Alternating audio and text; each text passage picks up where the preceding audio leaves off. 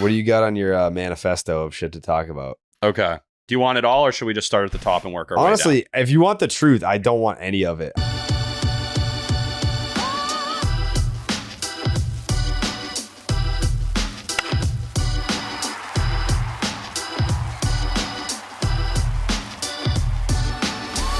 Okay, boom. Section 10, episode 588. We're closing in on Brock Holt territory. Yeah. So Brock Holt, E-Dog. Yeah, he's I just saw he was on Bradford's podcast. He's such a little hoe. He's doing the pod before he does the pod. I don't like that. If you know that 600's coming up, you got to fucking lay in the wheat, Tyler. Thank you. I think he did that podcast to signal to us that he wants to be on our podcast. That's not what happened. How do you know? That's such a bad I'm really take. good at reading signals from people when they're trying to send them. You know, do you think that we were gonna all right, we're fucking 12 episodes away from 600, and you think Brock was like, I think you should have me on just now, before that? You don't think he knows his role in all this? No, but I think he's trying to build up the hype a little bit. You know, hey, so we're 12 out. You think he wants to come on Section 10 to promote his appearance on Section 10 for episode 600? Yes, that's what I think he's starting to do. All right, yeah. I just want to make sure that it was as dumb as it fucking sounded. I want to make sure. Over the next 12 weeks, as we release this podcast and get up to number 600, I think he's going to appear on 11 other podcasts in each week. One each week, all the way building up to us. What other podcasts do you see? Rogan? Yeah, that's going to be the last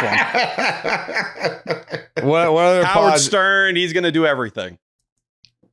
I almost want to call him. I didn't even, this wasn't even a thought in my mind when I started the show, but now I'm pissed. now I want to call him and be like, what the you fuck? kind of, imagine being the Easter Bunny and just coming out in fucking January. You're like, buddy, what? Are you lost? Fake fucking rabbit. That pisses me off. Yeah. I get it. If Vladdy completed the cycle that in the ALCS, if he got that triple instead of pulling up at second base, then, if you're Brock Holt, you can make the media rounds. But to just be popping up on podcasts this close to 600 is fucking crazy. It's crazy. Yeah. It's very Mercury Morris, who I know Jared doesn't know, but Mercury Morris was I believe the running back for the undefeated Dolphins team. Who every year, the 1980, right next to Marino. 7? No, I think it was 72. It was 72. Yeah. Every year, whenever the last undefeated team loses in the NFL, he pops champagne. Brock Holt cannot, and everyone fucking everyone's like, enough, dude. We get it. The Dolphins went undefeated. Sick. And Brock Holt can't be baseball's postseason cycle Mercury Morris. We're gonna have a long talk with him about that. Well, he's not doing it. I think he just did. popped up. Well, I don't think that's what he was talking about, was it? I'm sure someone brought it up. I didn't. Well, I will when we see him. Yeah, no. When we see him on episode 600, we're gonna have a conversation with the fucking guy. Big time. Yeah.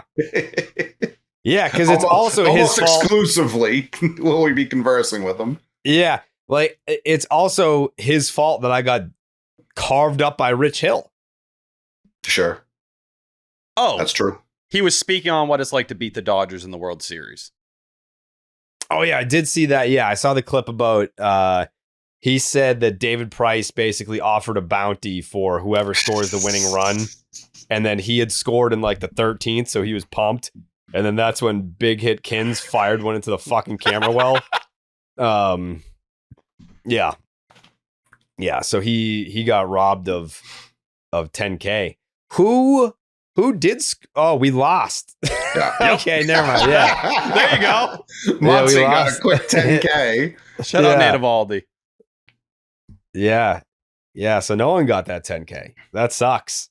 What if he gave it to Muncie? I mean, they were future teammates They within sure 2 years. And David Price was very generous during COVID. Maybe this was the start of his generosity. So that's another one that like we don't really talk about that often in terms of like Section 10 white whale guess. Like I think the David Price story would be, I mean, it's untold. It's basically untold from his perspective. And I always knew that he would be one of those guys that unceremoniously retired. Like there was no retirement tour. There was no announcement that he was going to retire. And then he kind of just was like, all right, I'm done. And has ridden off into the sunset. I still hear from him time to time. It's been a while at this point. Usually it's when I pop up on MLB Network. I might hear from him because I'm sure that's, you know, he still loves the game and is watching, but like he's not active on the socials anymore. Did he delete his like? I can't even remember the last time I've seen him post on Instagram. Like, did he delete it or does he just not post? I can't imagine having that much money and like free time and caring about social media. Like that was his thing. He was going to home to like have a family and like make that his thing in life. Yeah, I don't even think he has an Instagram anymore. Smart guy. Yeah, he's just off the grid. Good. Let me see. After what he went through in the city. He does. Oh, okay. Liar. He does. He has not posted since September 17th, 2022. Yeah. So I don't know. I would love to do like a check-in with him and just go over everything. Like Vandy, first round, thrown into the fire right away, ALCS, Sox. Especially with how prevalent that's becoming throughout the league right now. He was kind of a trailblazer in that regard. What, just getting thrown right into the fire out of the draft? Yeah. I mean, he was faster than everyone else, but it's becoming more common for, I guess, yeah, he was 07 draft, so coming up in 08. Yeah. That's kind of what everyone's doing. I mean, yeah.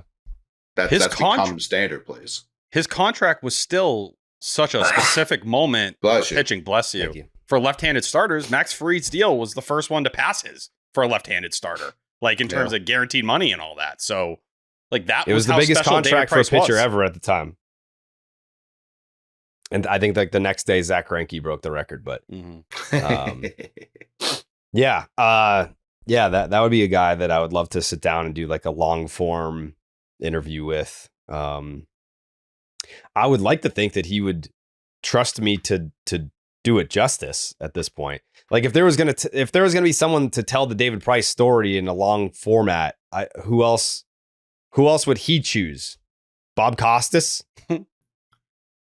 You are the bunk bed bro. I'm the guy. Yeah. Jake's not on the pod tonight. We got 2K, but I know he's going to listen to this at some point. Jake, if you could be so kind as to book David Price, we would love to execute that interview. Maybe I'll reach out. I was going to say, I feel like you're a Jake right now. Yeah, but Jake obviously can handle the booking of David Price. Like that's crazy to think. Definitely. Do you think he is ever upset that he didn't win World Series MVP? No. His last tweet was quote tweeting me. What'd he say? November 15th, 2024. So this must have been it was that video that went viral about like a year ago this time of like they showed like the young baseball players, who is this? And it was a picture of Price and they couldn't guess it. And he said, "Yes, we are officially old." And I tweeted him and I said, "We're washed, bro." And he quote tweeted and said, "Nah, you're popping off. I see you everywhere." He's one of those guys to me where I think the media perspective of him was so different than how players viewed him. And I think that's something. He directly attacked the media to defend his teammates. So yes. Yeah, I bet it was different. But the way media tried to frame him, like I can specifically remember raging at the Belmont CVS in Brockton.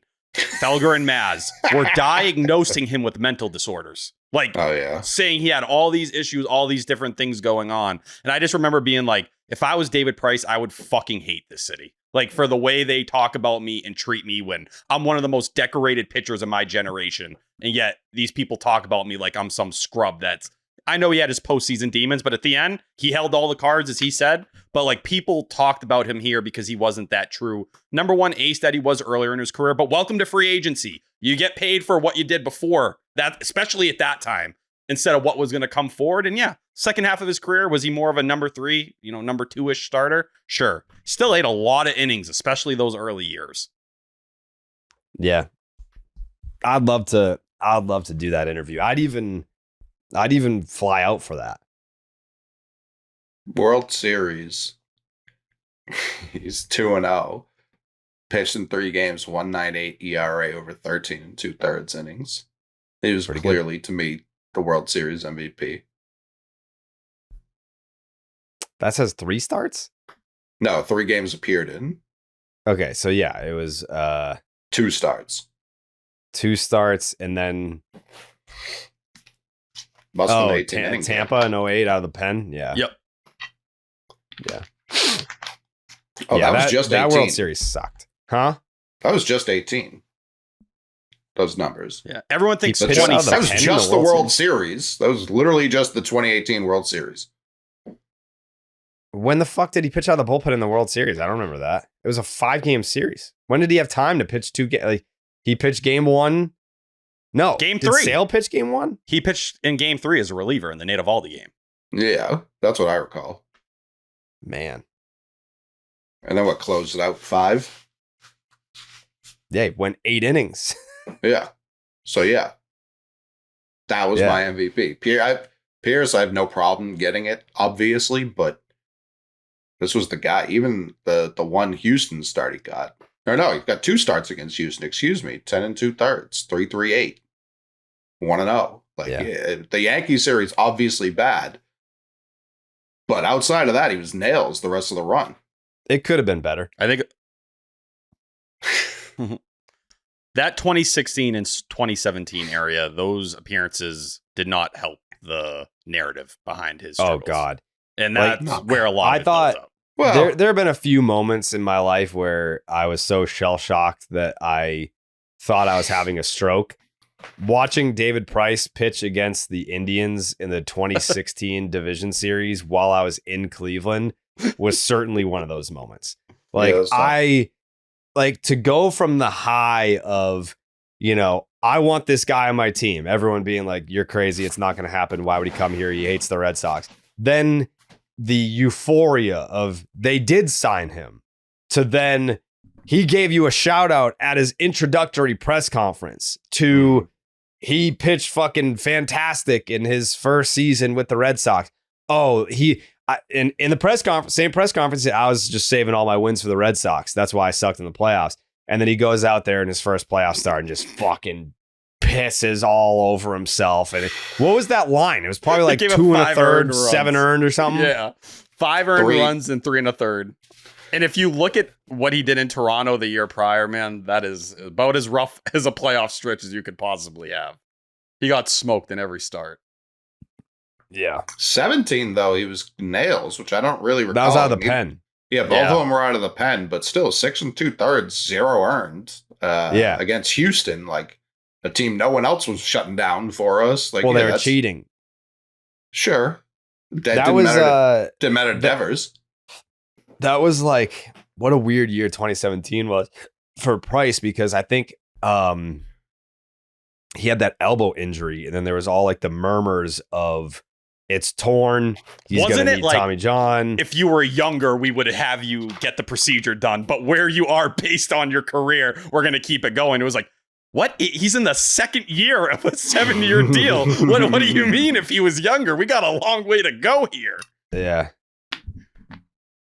Yeah. I mean, he was great in 18. Yeah. Even 19, I know he finished with a 4.28 ERA. The FIP was 3.62. Oh, and he actually was striking out 10.7 per K or K per 9. Wow. No one was using FIP in 2019. No. That's what really fucked him.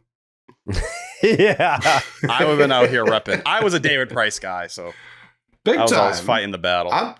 Like, you're right. People were like, it's not going to happen. That entire free agency, I thought for sure he was coming to Boston. Like, for sure. At no point did I think he was not coming to Boston. Yeah. I don't know. Puff woke me up to tell me that he had signed with the Red Sox. He had called my phone like 300 times. I was half asleep. I think the news broke at like, 6 p.m., 7, 8 p.m., something like that. I came home from school, knocked out, and then I saw, Puff had called me like 3 times. I went and looked at my phone, and I saw G-Bob had broken the news, I believe. And that was how I found out David Price was a Red Sox. That press conference where he shouted you out, I don't think people realize how insane that was in that moment. Like, I know you guys do, but like being a high schooler and being like, oh my God, he's talking about Jared during the introductory press conference. Like, nothing like that had ever happened before. Like, that was such a crazy thing. It was like this baseball player is referencing a guy who's a fan like us and being like, hey, we're boys now. Like, this is what it was. It felt like a movie. Yeah. I'm going through our messages over the years. It's like, it honestly like reminds me of my relationship with Duran. Like, just a lot of ups and downs. The highs are really high, the lows are really low. You kind of said like when he got here, you thought maybe it was going to be a bit different than how it was, where he was kind of like doing his thing and you were doing your thing, and that's what it was. Yeah, I thought when he came to the Red Sox that we would have done something together, but I was like, this is fucking perfect. Like, he was the first star player to ever kind of, I guess, interact and, I guess, I can't even say what we were about because we didn't exist at the time. Like, this started in 2013. Like, Section 10 wasn't a thing until 2015. Yeah, like when he came over here, I don't even think Section 10 was like a year old, right? No. It was, yeah. So I just remember switching over from listening to Section 10, the old ESPN radio app that had podcasts in it. I remember I finished Section 10 and I was like, damn, I need something else for the rest of the way home. And I was just like, dude, that was it. That is like peak in my brain. That is the coolest moment I can ever imagine. Yeah, there's still some videos on like it'll pop up whenever the anniversary of like the signing is. Like I'll get it on like my Facebook memories in like Pete's mom's basement, being like, he's in Boston, gold bottles, just going nuts. I just remember like the way he like referenced you. Like there was a look on his face, and I just remember like the smirk smile. Yes, and the beat at the time was like. It was like they were so angry. It was just like, what the fuck? This kid, he's the guy. He's getting shouted out. And it's like, what the fuck? Well, it was so cool. Tomasi asked the question. Tomasi was like, you know, I'm like paraphrasing, but it was something a lot to the effect of, you know, you've obviously had a complicated relationship with Red Sox fans in the past. How has that changed now? And then that's when he had that shit-eating grin on his face because that's how our relationship started. Was I was trolling him for like back when he was beefing with Poppy. I was just all over his ass, and then he had blocked me, but then ended up like realizing like he's just fucking around, and then he ended up following me, and yeah, that's kind of how that relationship started. But yeah, I would love to interview Price. That would be great. I feel like it's like a missing piece of my career. Like it's something that should have happened a long time ago and just never did. So didn't he say after they like immediately, like right when he signed, like after the World Series, I'll come on? I thought he had said that, like he wouldn't come on until they won a ring. That sounds right. Yes. There was a stipulation, like he knew what the show was. He was like, I will come on, but not until this. And I'm 99% sure it was World Series. And to be fair to him, we are after that. Yes. Let me.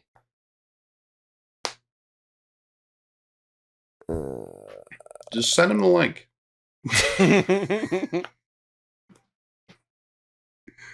I don't think anyone expected us to open up with David Price talk. No. I definitely, yeah, cool, yeah. I didn't. But T, if you wanna connect some dots, I know a Detroit lefty that may be hitting the market soon. Yes. So should we start? Do we want to work down the rundown of things we have here? Hold on. Okay. So this was November 13. Sorry. November 13, 2016. I had reached out and asked if he wanted to come on the podcast. This was after he shit on himself in the playoffs. Sure. And he said, no. he said, I think we both know the person I am means absolutely nothing here. Winning is what makes you liked in Boston, so I'll just go win. Okay. So not like a let me win, then I'll come on, but implied. 18 was the year he had the carpal tunnel too, right? With Fortnite and everything. You remember the ESPN commercial? He was like one of the last, like when ESPN was trying to do the OG commercials they used to do, like This Is Sports Center. Yeah. And it was him, and I don't know. I remember that one in the clubhouse, and there was another one with Sale and I think Stephen Wright or something along those lines, about like cutting things up or scissors or something like that. It was like an ice cream truck. I don't know. That whole era is very muddied in my brain. What a time capsule this fucking thread is.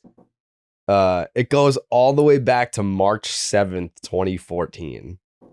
You got to realize, Jared, like the new generation that is on Red Sox Twitter, like they have no idea what this shit was and what it meant in the moment, bro. No, we really been out here. I'm old now, bro. Like they're the generation of young Red Sox Twitter right now. Like they look at me as old. So like, really? Like they're like Cutter is king. Like Cutter is king. Like that's it. That's what they know, and they move in that direction. Yeah, I guess it's so cool and it's so weird at the same time. It is. It's definitely weird. Like it's definitely weird when, like in my mind, it's like all the stuff that's happened. People are at least aware of it, but. I mean, people. It's probably not the case. Think about how many people say I started listening in 2018, or like during the name redacted. They have no clue what that meant, bro. What David Price acknowledging you in that moment? Oh, that shit gets me going, man. I certainly don't respect the people who started when it was name redacted. Yeah, I mean, like I'll welcome you at any. Like people started listening this year. Sure. Yeah, people started listening this year. It's like, all right, well, welcome on in. You got a lot to catch up on, but I think the most insane time. The team was bad. It wasn't Section 10. That was an insane time to stumble upon anything Red Sox. Jared was teaching me every podcast how to English, function. Yeah. So, is Mikey on here? No. Oh, he's probably lurking. He could be lurking. Not yet. He's going to join soon. Yeah, all right. So, I think it's crazy that, it's 10 years. It's a 10-year, like this is the 10-year anniversary of Section 10. And we didn't really acknowledge it at all. We didn't celebrate it. We didn't do anything special for it or about it. I think this offseason, it would be cool to like make some content kind of like telling the fucking history, because there's probably a lot of people that either don't know or would love the trip down memory lane for like all the different stuff that's happened over the years. Like even just a short explaining, like put them in the bathroom, like explaining almost like the subreddit does sometimes, like, this is what they mean by that, or that's that reference, the G-Bob stuff, like that shit I think would be a sick series for people. Yeah. Like we could make that like a YouTube like episodic series that we just cook for the off season. I still can picture the graphic that you guys made with the bunk beds with David Price. Like it's in my brain. I can still see it to this day. Yeah. I don't like maybe one day I during the interview, if we ever get the Price interview, he sent me to this day, like I have, re-screenshotted it over the years to make sure I never lose it. One of the coolest messages I've ever gotten while he was amidst his free agency process. He hadn't signed yet, but he was a free agent at the time. and he sent me one of the coolest messages ever. I don't want to share it without his permission. But it was really cool. And I definitely want to ask him about it because it's something where, you know, like it could be expanded upon. I mean, something from in where regards we're to like, sitting, it can only be expanded upon. yeah, it was like the gist of it is like something. It was a conversation that he had with the Red Sox while he was like shopping himself around in free agency. Sure. Yeah. I think you've told me this in the past. Yeah. Yeah. And we know what the Cardinals were throwing on the table in terms of money at that time as well. You know what I mean? I So don't. Like, a lot. Really, 20 million more. More? It was 20 million more. Wasn't that the belief at that time? I think it was like 180. It was between 180 and 190, and that's when Dabrowski was like, "Fine, fuck it, 270." Yeah. That is how it went. I had it backwards. Yeah. They were because they finished at what 7-2-17. Yeah, some shit like that. But anyways, Underdog Fantasy is the easiest place to play fantasy sports. You guys already know that though. But playing the pick'em game is as simple as selecting higher or lower on player stats like strikeouts, total bases, home runs, and so much more. You can make entries of all baseball, or you can mix and match across your other favorite sports. You can win up to 100 times your money, and it's a ton of fun. I recorded this video for Underdog where I had to like shoot 10 baskets, and then like people that have signed up with my promo code get like a bunch of prizes based on how many I hit, and I hit all that I needed to hit. So we're all winners. So if you haven't signed up yet, it's kind of on you, but you should probably get in on the action. Make sure you sign up with the promo code Jared, JARED, to get up to $1,000 in bonus cash and a special pick on Underdog. That's Underdog Fantasy, promo code Jared. Yeah, so T, you made a list of stuff that you want to talk about. Steve's not here, by the way. I don't know. He's not being shy on this episode. He's not here because I think something with his dad, he said. He would have been quiet the whole price conversation, so it is. You do have to. Oh yeah, you do have to bring it up. Yeah, that is true. That conversation goes completely down a different alley if Steve's here. Steve hates David Price. He hates Price, Stroman, Erod. Yeah, Steve, I don't know why he didn't like Eddie. I don't know why he didn't like Price. Stroman didn't really put himself in a position to be liked by Red Sox fans when he was screaming at Cora for whatever. Yeah, he just randomly hates players. I don't the Eddie one, there was no explanation. He just did not fucking like Eddie. I don't know, like didn't make sense to me. Neither did Cora, so I get it. That's true, yeah. Dude, speaking of like stories that I could like never tell without the player's permission, I have like one of the fucking funniest Erod stories ever, and like I just can't tell it because I can't tell it unless I could. No, you know what? I could never tell it. No, he would never give me permission. Yeah, no, that would make sense to give me permission. Yeah. So T's got this. Jared logs on and goes, "What the fuck are we even going to talk about?" And T's just like, "Oh, I've got a 4-page document. We're ready to rip." Before we touch on the document, you had a comment about my beard, which is still in the back of my brain. What do you mean it sucks? This is the best it's ever been. No, it's the longest it's ever been. That doesn't mean it's the best it's ever been. Hold on. It's way too long and bushy. I think that makes it different now. No, like in your mind, you're like, oh, Mike Napoli. Like Mike Napoli didn't look like a fucking lawn gnome. Like that he. Whoa. He didn't. I'd argue he did, but continue. No, like this, you need to tighten it up a little bit. I got a haircut like 11 days ago. A haircut, not a beard trim. No, full beard trim. Like shaped it up and all. I think I like the shape of it. I like the bushiness of it. It feels like you don't have enough actually on your face. Like I feel like it's all on the hanging outside of on the edge of your face. Yeah. Yeah, I think you guys Can you move it up? No, I can't. I have a fucking neck beard. I'm spitting all over myself. I can't help where it grows. Yeah. That's probably what's pissing me off about it. Like I feel like The Amish comments have been out of control the last week or so. You're doing it to yourself. It's self-inflicted. I feel like if you could just push it up onto your face a little bit more, it would look better. I can't. I don't know how to do that.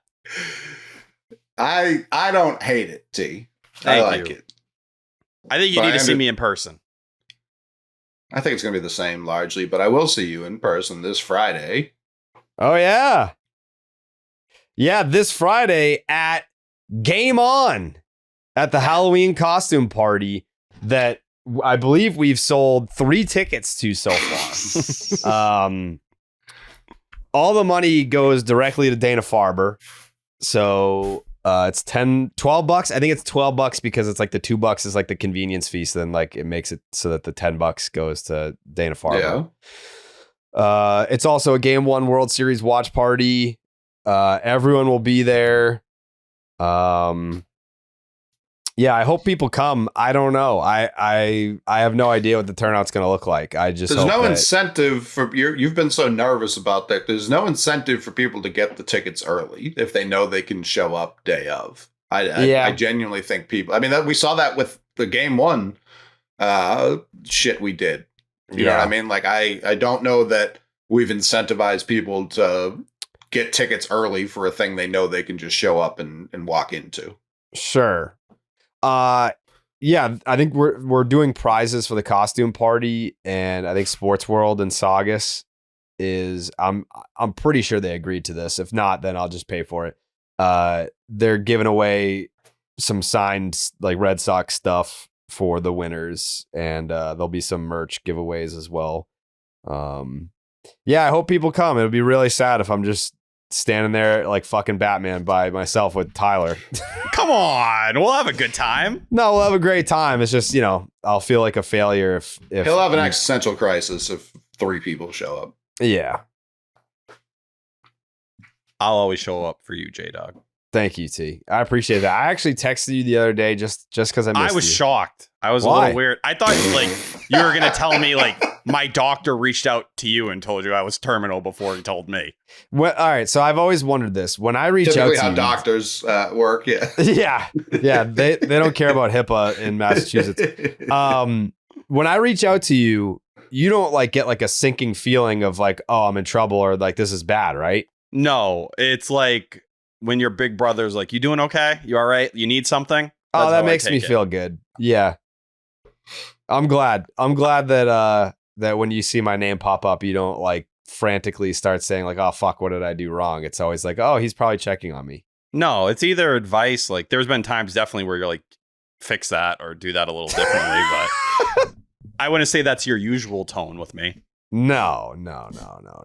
And I think more often than not, if it's bad, I'll do it in the group text to humiliate you publicly. Yes. Yeah. Or you'll call me. Yeah. If I'm texting you directly, it's usually to just be like, what's up, T? Miss you.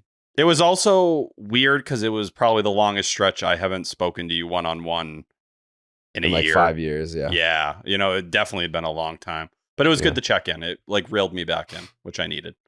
That's good. I'm glad. T. I'm glad you're glad. Thanks. What do you got on your manifesto of shit to talk about? Okay.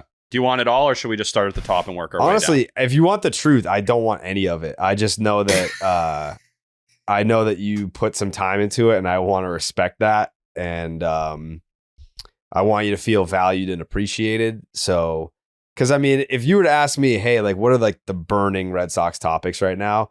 It would be, oh, have you heard anything? No, I have not talked to Alex Bregman. I haven't. Like, I'm not going to begin the Scoop Shop process until after the World Series. Scoop Shop hasn't had a message in it since the season ended. Right. So when we do these live streams, of course, we have a Red Sox heavy audience. Like Just the Nuts is 2/3 Section 10. It's me, it's Jay Hay, it's Coley. Dallas has been doing every single game because the A's are not in the postseason. So it's half BID, half Section 10 in the postseason. But like the general gist of the show is the 3 of us, 2/3 of it Section 10. So there's obviously a Red Sox heavy audience, but we tend to keep it full MLB. But when it's not, when it skews towards a Red Sox conversation, people want to know, Tarek Skubal, like, or who are you giving up for him? Nobody. I'm not trading for Tarek Skubal. Like, it's just, like, you're basically, I'm for what it would cost. I'm not risking that. It's a different conversation. We can have that. We can have that conversation if you want, because I think there's good packages you can compare it to. Sure. There's that, and then there's the Bregman stuff. I have not reached out to him. I don't plan on doing that until probably I hear or read something that pertains to his free agency. I'm not just gonna like, oh, the World Series over, let me fucking call him up and be like, all right, so what do we got? Like, I'm waiting for that November 14th report from John Heyman, who's got his fucking fist up Boris's ass, or vice versa, actually. Yeah, vice versa. And him being like, oh, the favorites for Alex Bregman are the Phillies, the Yankees, and the Cubs. And it's like, oh, hey, Alex, I just saw that the Red Sox aren't even on the top 3 favorites for the Red Sox. Is that true? No. All right, cool. Thanks. And then hey, that report by John Heyman was bullshit. You're never going to believe it, but it was obviously to leverage the Red Sox. Like, that's pretty much how it goes. Even last offseason, like, being a member of the Scoop Shop and seeing where the vibes were at different points, like, it's going to be hard for me to get really too down, I feel like, because we saw how quickly it could change. Like, to think when Bregman signed last year, the 2 hours previously on that episode that we recorded were like, yep, that ain't happening. So Nolan Arenado, third baseman of the Boston Red Sox, who fucking sucked this year, by the way, was absolute ass and worthless. So if I have to see his name connected to the Red Sox in any matter, I'll be jumping out the window behind me. I promise you. Who fucking sucked. He fucking sucked. Jesus, he blew. He was useless. He's a good guy. Oh, yeah, I'm sure. Sweetheart.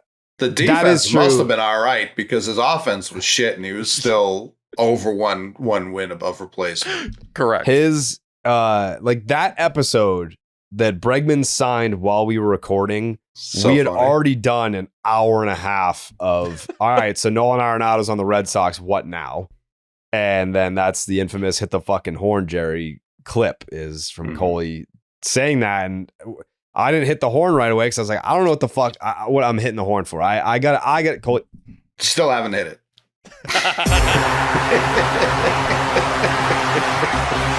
Alex Bregman has signed with the Boston Red Sox. Yeah, I feel like that's coming at some point. Yeah, I mean, we've been very fortunate in our podcasting history to have been recording for a lot of important stuff. Oh yeah, and right before the last lockout, we got the JBJ trade to Milwaukee, and then immediately had Alex Pinellas on the program like 15 minutes later. See, that's another thing that I feel like people don't know about, like the lore is that was one of the coolest moments in the show's history. Like he had gotten traded to the Red Sox while we were recording the episode, and by the end of the episode, he was on it. Wearing a Red Sox hat. Like, I was like, where did you get that? Did he have his friends with him? Was that it? Like a bunch of his buddies? I don't remember. I just at dinner. Yeah, like they were in the house or something like that. Like whatever was going on. It was like a draft. It seemed like a draft day party almost. It was very like seriously. They all had Red Sox hats on. I was like, where'd you even find those right now? Like, what's going on? Yeah, I just remember getting like the Instagram follow, and I was like, oh, okay, all right. Do we like tell him that we're recording right now? Like, what are the odds? What are the odds that it'll come on right now? And he was like, yep, send me the link. That was awesome. That was an all-time moment. I think leading up to the Bregman signing on the podcast, we were discussing the potential Blaze Jordan trade that would have had Ivan Herrera somehow in it that was leaking on MLB Twitter at that time. Yeah. Casas was maybe part of a package at one point. Like, that's all the stuff. I just remember Blaze Jordan put out, it might have been a Bible verse, but it essentially like alluded to change or new beginning. Exactly. Yeah. No, I mean, there were a lot of people who saw the Bregman signing and immediately it was like all that Arenado stuff was fake. And it was like, it sure wasn't. No. Jen McCaffrey it started with McAdam. He was always I can't plan wait for B. him to fucking cite someone else for something that I told him. Go ahead.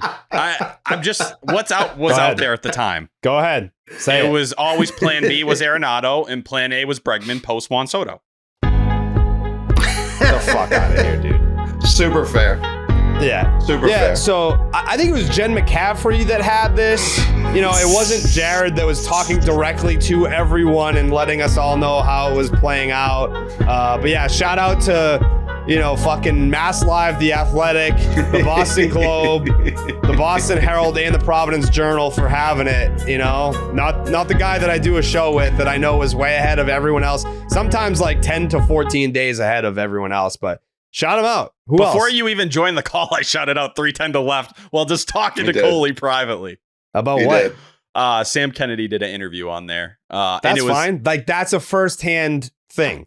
Like, I want to say in the last 18 months, you have cited someone else for something that I told you way before, like at least 25 times. I credited you the last time. I can't remember. No. what You it credited was. Chris You didn't. Cotillo.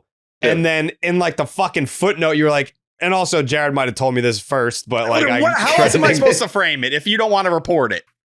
I fucking did. I think on that one, I said it on the podcast. Oh, maybe. Yeah, that sounds. Yeah, that definitely. That sounds That correct. one was, yeah. I mean, You know once what? it's public, I think if everyone else is reporting on it, then I think you can come in kind of like a dick and be like, per Jared Garabas, I can confirm what everyone else is confirming. Yeah, dude. I got you next time, bro. No, you You don't. know, like, I mean, I'm gonna get. I want to know how many reporters listen to the podcast for, I guess, hints in regards to things that they should follow up to. You know what I mean? Like if there's like a little like hint, a little smirky doos, and then they're like, oh, I think I know what that's about. And then they go digging on it and then they end up with a report. If Sean McAdam listened to this podcast, I think he'd kill himself. No, I don't think so. I think he'd genuinely die. Yeah. Do you think Cotillo's listening? Yes. No. Yes. Last offseason, he DM'd me. He was like, what's all this Sandy shit? And that was after it had gone, viral's the wrong word, after it had spread and was like getting reported by the Athletic. John and shit. Morosi, the Yeah, next morning on MLB Morosi Network. He listens. He listens for Yeah, sure. yeah. He Local. listened first thing in the morning. Local guys, I don't think are. The episode was up for an hour and a half, and he was citing it on MLB Network's morning show. I had never seen anything like it in my life. What did he say? He was like, yeah, the Red Sox have been sniffing around on Sandy Alcantara. They're like, there could be a bit of a match there. And I'm like, what the fuck? Coley like threw it by the side. He's like, I don't know. Maybe they call on Sandy or something like that. It could make a lot of sense. It was the weirdest back-to-back in the history of anything. But to our news, But yeah, to our information. Cotillo was like, where did that come from? I was like, just me. It's not a real thing. He was like, thank you. By the way, Insane. before you continue, T, I just want to say, you know, I know that we talked about having Lou and Will on. That's probably going to have to be a post-World Series thing because Steve's not here. We were supposed to record Sunday night, then it was Monday. I believe today's Tuesday. It is. Yeah. Like, yeah. we're fighting for our lives out here. Like, people were fucking, like, I wrote like a scathing reply in the Baseball is Dead Reddit last night because they were like, what the fuck, dude? Like, where's the fucking podcast? And I'm like, I get that people want the podcast. I get that. But this time of year is about creating content.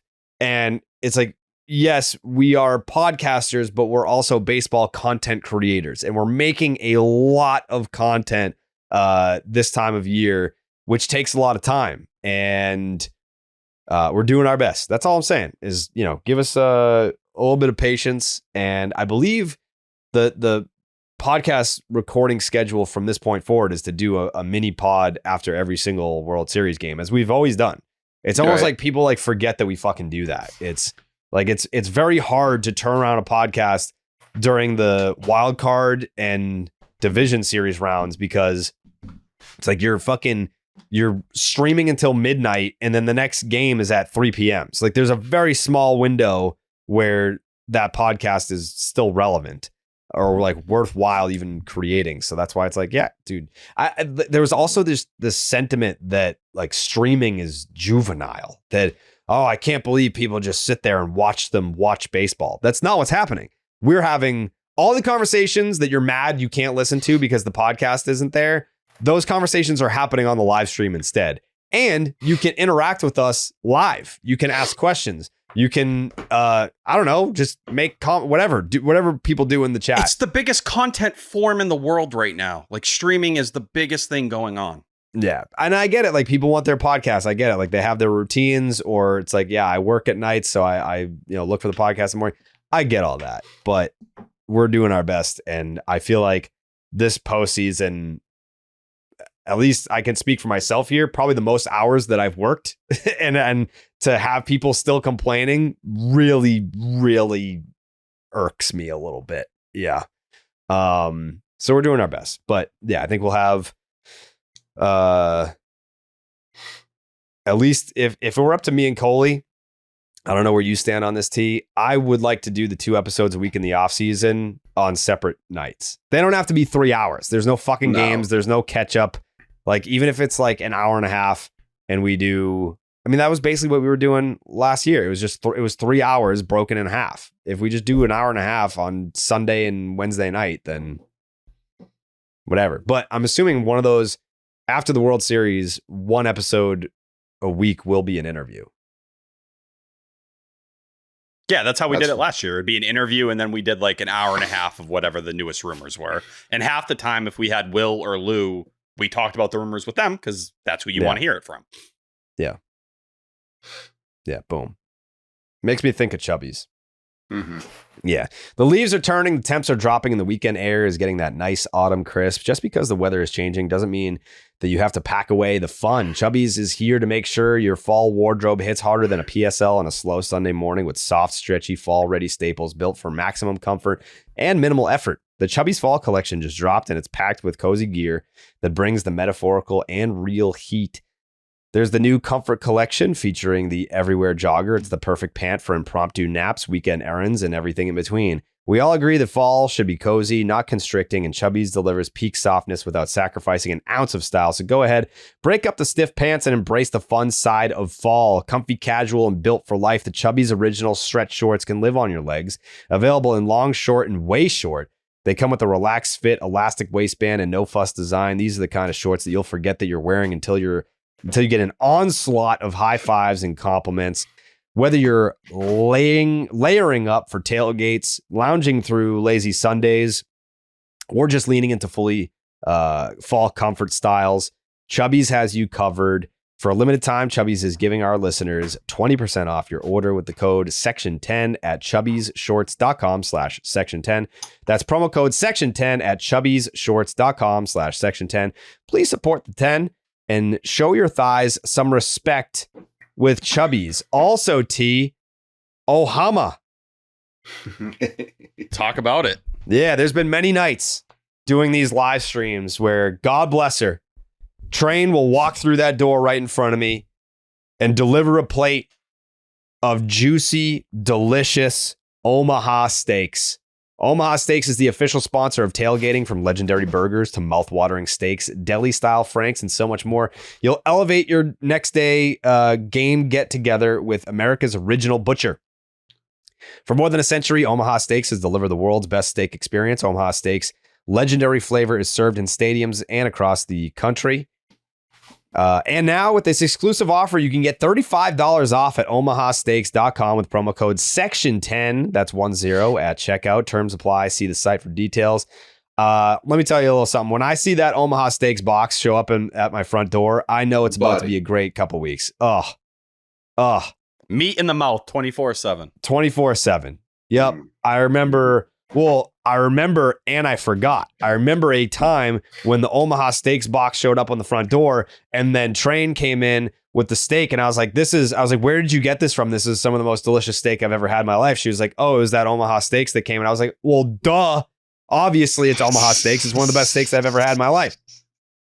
Omaha Steaks is the official sponsor of tailgating, delivering legendary flavor that makes game day unforgettable. Enjoy grass-fed, grain finished, extra aged, USDA certified tender steaks, juicy burgers, and more game day favorites like wings, which I had the wings tonight, deli style franks and brats, and Philly cheesesteaks. Omaha Steaks offers unrivaled quality and variety, and every bite is backed by their 100% guarantee. Every steak is perfectly aged to maximize tenderness and hand cut by master butchers in America's heartland. Grass-fed, grain-finished beef has more marbling and exceptional flavor and is the choice of steakhouses and professional chefs around the world. Omaha Steaks has been America's original butcher since 1917, a family-owned company with over 100 years of expertise in the meat industry. They also carry mouth-watering burgers, chicken, pork, and seafood, plus delectable desserts. You know I love desserts, Cole. You know I love desserts. I actually had a dessert tonight. You're never going to believe it. Make game day delicious with the official sponsor of tailgating. Visit omahasteaks.com and get $35 off with the promo code section10, SECTION10 at checkout. That's omahasteaks.com, promo code section10 at checkout. Terms apply. See site for details. Shout out to Omaha Steaks, man. They've been doing it with us for a long time, and it's a brand, it's a product that I use and I love. Ohama.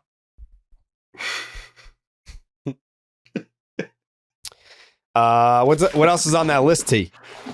Yeah, so the first thing was the Bregman stuff and Heyman being the one who did report him opting out of his deal. We had last time we recorded, Mark Fines and called it a near certainty. So I think for a lot of people where the Bregman conversation is right now and where people kind of want to go is, where do you draw the line? What is it? Where is it going to stand for you? And I do think last night watching George Springer have a big moment after signing a 6-year, $150 million deal, I believe it was going into his age 31 season, Bregman going into his age 32, was a very, going into the offseason, whatever it may be, to see another guy in similar age who he came up with and continuing to show what I think many people thought was a group of losers in the Blue Jays who didn't achieve anything for a long time. When George Springer got there, Vlad was turning, I think, 22. Bo Bichette was turning 23. And to see George Springer almost willing them to victory in certain ways and kind of showing them what it's like to make this run, and that if you're 34 or 35, guess what? You can still be a very valuable player to your baseball team. There's something you're almost in that. dead, but you can contribute. You can. To be fair, George Springer, the last couple years, it's a career, with the Blue Jays, it's a 123 OPS, but he's battled injuries and he's had some ups and downs of not maybe being the elite player he was at one point. But I think that leads a lot of people to the Alex Bregman conversation. And what are you willing to offer him? Is it, the Matt Chapman deal, which I think should be the comp? 6 years, $151 million. He got that in September after signing his pillow deal. He was a month away from getting to free agency, but both were entering their age 32 season. I think you talk about what Alex Bregman is, and this year he was 7th in FWAR, despite playing 114 games. Matt Chapman was one spot ahead of him, played 14 more. Everybody else on that list played more than 154 games. So if you get a full season of Alex Bregman, he would have been probably right there at number 3 with Junior Caminero.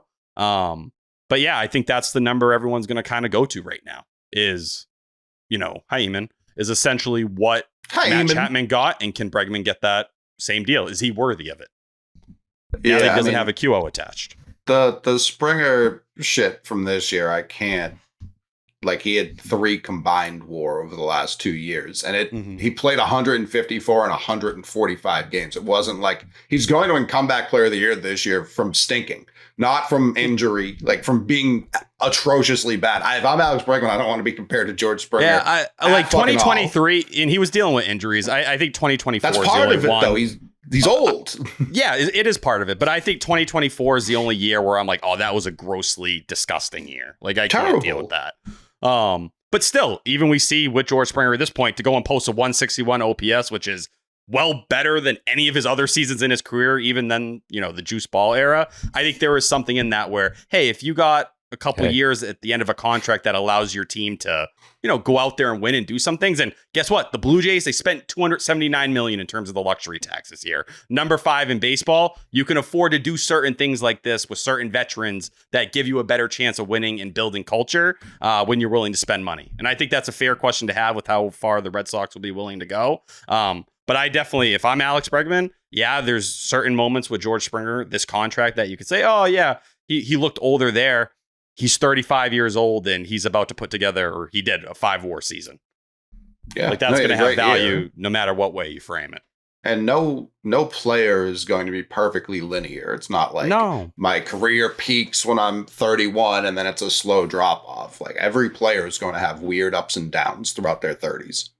Yeah, and it's also what profile of the player. And I think this is the thing with Alex Bregman when you're talking about a guy who doesn't strike out a lot. And the Blue Jays right now, they struck out less than any other team in baseball. You see how that combination of putting the ball in play, and they're great with runners in scoring position in general, and power, which they're tied for, I believe, the playoff lead in homers with the Mariners at 20. But I believe it was, teams that strike out less and homer more have a 900 winning percentage in the playoffs since 2015. I could see that. It makes sense. I just think if you're sitting there talking Alex Bregman, if you're worried there may be a bad year or maybe he breaks down a little bit, okay, that's there. But if you're acting like a real big market team, and especially with where the Red Sox are, I'd be willing to give him that Matt Chapman deal, and I wouldn't think too much about it. Sure. Do you think someone will exceed that out of desperation?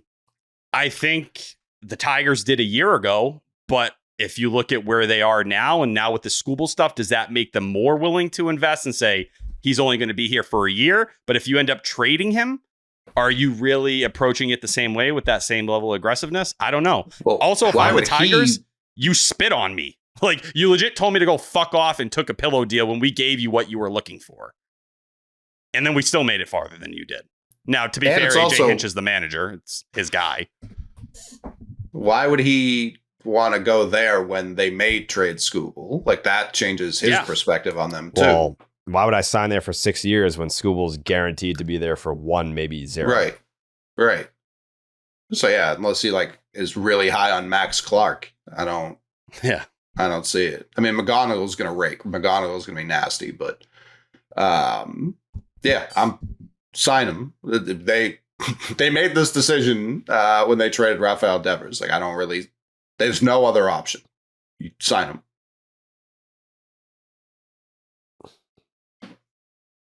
Yeah. I'm just not concerned about this situation. I'm just not. No. One thing I do think is interesting. When was that episode when he signed? Was it February yet? Yeah, I think so. So it was late. It was late in the offseason. It was 2 days after pitchers and catchers reported, right? Yeah, spring training had started. That had happened the year prior with Blake Snell. Obviously, Snell was the middle of March. It was later. But when these high-priced guys hit free agency, they don't get the offers they expect. The first person to come close to their number, I don't give a fuck who their agent is, they're going to say yes. So I wouldn't be shocked if he was the first guy off the board, much like Snell was last year. That makes sense, too. I don't know. I mean, I do know that it wasn't the funnest of times, the free agency process. But no.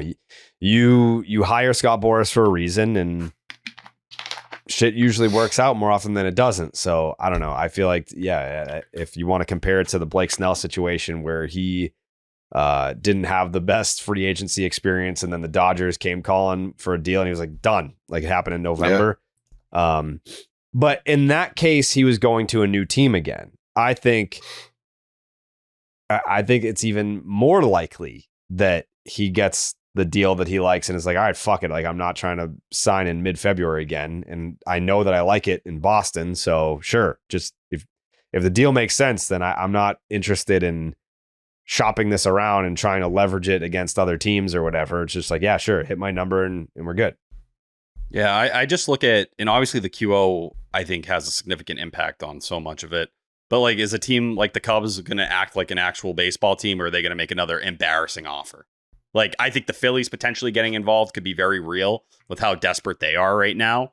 That's the kind of team with David Dombrowski where he's going to add those extra years to the deal and not give a fuck, because he's going to know it's not going to be his problem whenever those times come I'm less worried about the Phillies because they have 3 dudes that are important to re-sign, and Schwarber, I don't think Suarez is going Real back. Muto, and Ranger Suarez. And no disrespect to Bregman, but I think if you were to poll the players in the clubhouse, like, hey, like, I don't know, maybe they would put Bregman over like Suarez. But I don't even know if they would do that. They just have the pitching in the pipeline to do so. Sure, but it's like they like a one guy. Yeah, I think with what Christopher Sanchez has done and Zach Wheeler expecting him back, like if they believe Andrew Painter is going to be able to step up and be that kind of top of the rotation arm, and Jesus Luzardo, if he can just get the tipping shit under control, like they seem to be pretty happy with where their pitching is going forward. I saw someone, and this isn't a Phillies podcast, obviously, but I saw someone say, why not offer Luzardo an extension? If he turns it down, pivot, give that money to Ranger Suarez and trade Luzardo. I think that's actually a pretty good idea. Yeah, I don't think that's crazy, especially when you look at the between the ears stuff that's kind of followed Luzardo has been a bit concerning at times. I would take him in 2 seconds, but I hear what you're stuff's saying. Nasty. For sure. Yeah, I don't know. I don't know why the Cubs would be more like I agree the qualifying offer made like it scared the Red Sox away. Mm-hmm. They signed Alex Bregman. They upped their offer the second Nick Pivetta signed with the Padres, and they had that QO pick in hand. But the Cubs also just had like a really strong second half from Matt Shaw, who they already projected to be one of their guys somewhere. Nico Horner had the best year of his career this year, and then you got Dansby, who had a big bounce back campaign. He essentially had Trevor Story's season. And Bush is holding down first, so it's like I'm not saying they wouldn't be aggressive for him, but if they're already going to lose their right fielder, which seems like a lock, I don't know why they would pivot here. Yeah, to me, it would be just more where you're kind of moving money around. And that point, like if you wanted to move off Nico Horner, who's a great defender and he's an above average bat, but we know what he is. He's limited power as well. Are they looking for a little more thump and they'd move Shaw to second and Bregman to third? Though, too. I love Nico Horner. I love him. But Cubs fans do too. Like Definitely. They love him. So I don't know that that's that easy. I think honestly, the more we're talking about the Cubs, they seem like a team that could use one of our outfielders as we're talking about it. Yeah, I don't think that's a crazy match either. But it's just getting to that point for teams that would be willing to give Bregman what he wants. And Chris Cotillo has been very very locked in. Yeah, very locked in on what Bregman said to him back in June about this deal being about it being the last one of his career. He wants this deal. If this is going to be it for him, he's locked in, his roots are there, and he doesn't have to think about it. That's where, like, when you start doing a lot of the payroll calculations, and I think that's a big part of the Lucas Giolito conversation as well, you know, somewhere between 27 and 30 million AAV on the books. You know, I'm assuming there'll be some deferred money and all that other shit. You know, how many teams are going to be willing to deal with that for a guy who's probably going to be between ages 32 to 36? It's just a very select group. It's not going to be a ton of teams lining up to make that deal. I agree. No. I agree, which is why I'm not really that concerned. You mentioned some of the outfielders being a good fit with the Cubs. I feel like the outfielders in question would be a great fit with the Cincinnati Reds. Agreed. Yeah. Specifically Wilyer Abreu, who Ian Condell sent me his numbers in Cincinnati minutes after the Hunter Green rumors started spreading. Which, yeah, I mean, what is that rumor? If we're getting down to the nails of it, it's Mark Sheldon in an MLB.com piece saying, imagine if they traded Hunter Green, which you could apply the same hypothetical for any other arm in their rotation. Any of their young arms could have value. There was nothing in that was like, that's the guy they're looking to move. I understand people are bored and looking for things to talk about, but like, don't you want something a little more concrete to get like, if I'm thinking Hunter Green, that makes me feel things. I don't know. I just don't like to get myself overly how many excited off seasons do we have to go through where it's the latter phase where it's like, you know, like we're not even off the ground yet. But once you're in January and then you look down to October and look back at that and you're like, wow, none of that stuff ended up happening. Like none of that stuff even came close. Like this guy was never even entertained as getting traded. The Yankees, they whiffed on every single free agent as they always do. Yeah, I mean, like it there's that point in every offseason where Yankee fans are like, so all right, so after we sign this superstar and that superstar, who do you guys want next? Like they're just already like Kyle Tucker is already signed. So like once we have him, like should we go after like Hunter Green and then also maybe sign Bregman too? Like what do you guys think? Like that's their thought process. Once we finally trade Spencer Jones for Paul Skeens, do we then offer Lombard for Scooble? What do we think? Right. Yeah. They're so dumb. Every winter, it's the same fucking thing with those people. I feel like our fan base is a little bit more realistic. But again, like I go back to how close are we to having? I mean, like, who was it that no one has reported that Story's opting in, right? That's not like official, but there was a false. Someone took something from a McAdam piece and tweeted it out as fact, and then deleted it. Yeah, 5 minutes later. But I feel like if he was going to, we'd know that by now, right? You would think so. I can't imagine.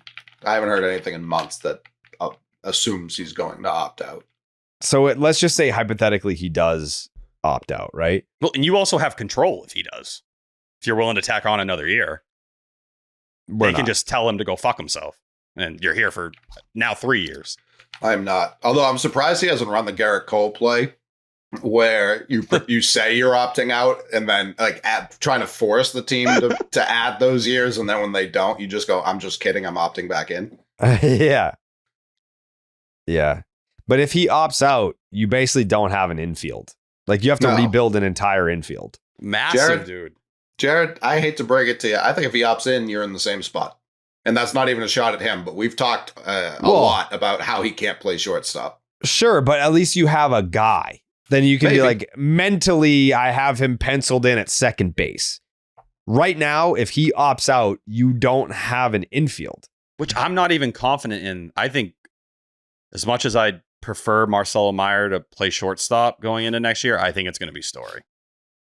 I think Story's going to have to completely like fall apart out there for them to move, especially if they're going to be platooning Marcelo next year. I don't think they're going to be willing to do a platoon at shortstop.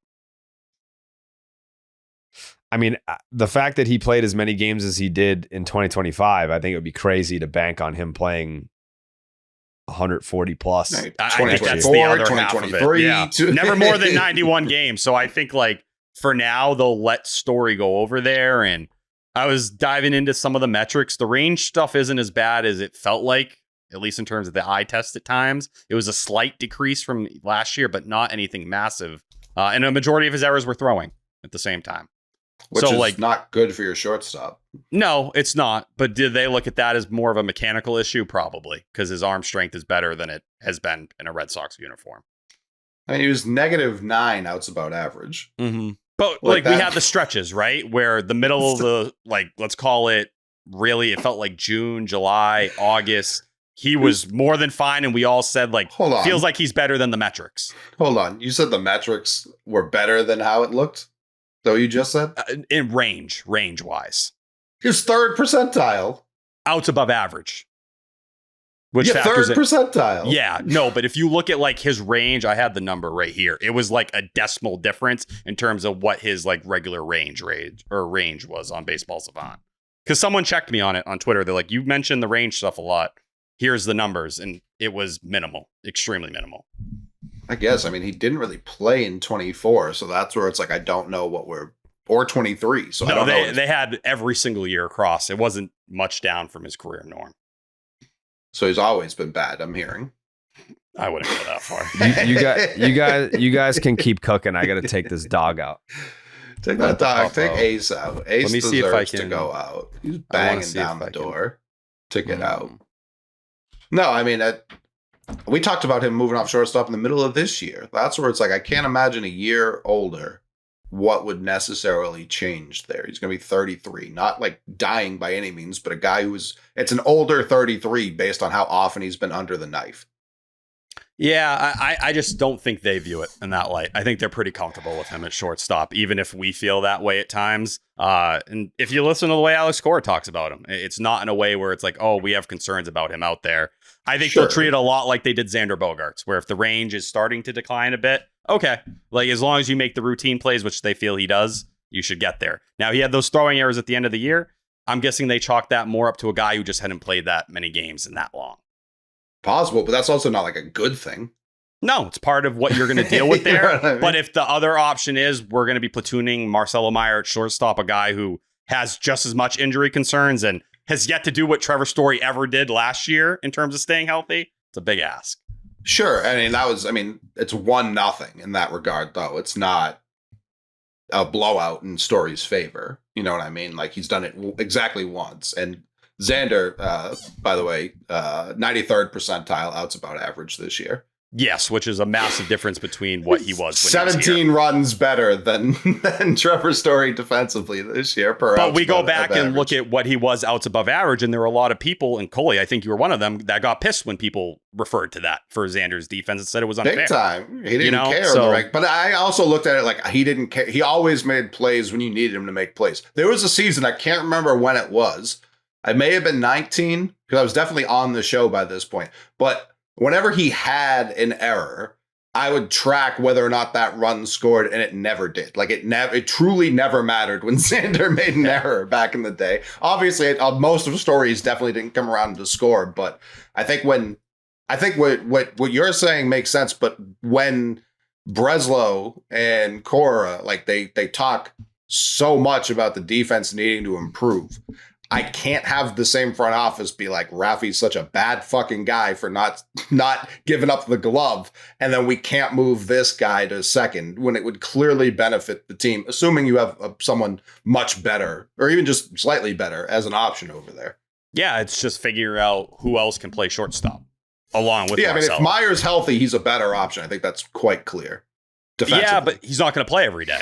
And like that's where you're going to run into this problem. I think he should. I don't disagree, but at least the way they used him this past year and throughout his minor league track record, he's never hit lefties. That's this year what it is. This year he shouldn't have been brought up when he was brought up. That was because it was the most injured team in the league, and then he added to that. Go ahead. So the range factor, at least for the league average, shortstop is 368. Story at shortstop in 2025 was 395. His career was 406. So slight difference. Okay. Still better than league average. And listen, I'm someone who's talked about Story's range. So when someone gives me the numbers and they're like, what you're saying, it kind of doesn't match up, I'll tip my cap to you. It was Steven Shaw on Twitter.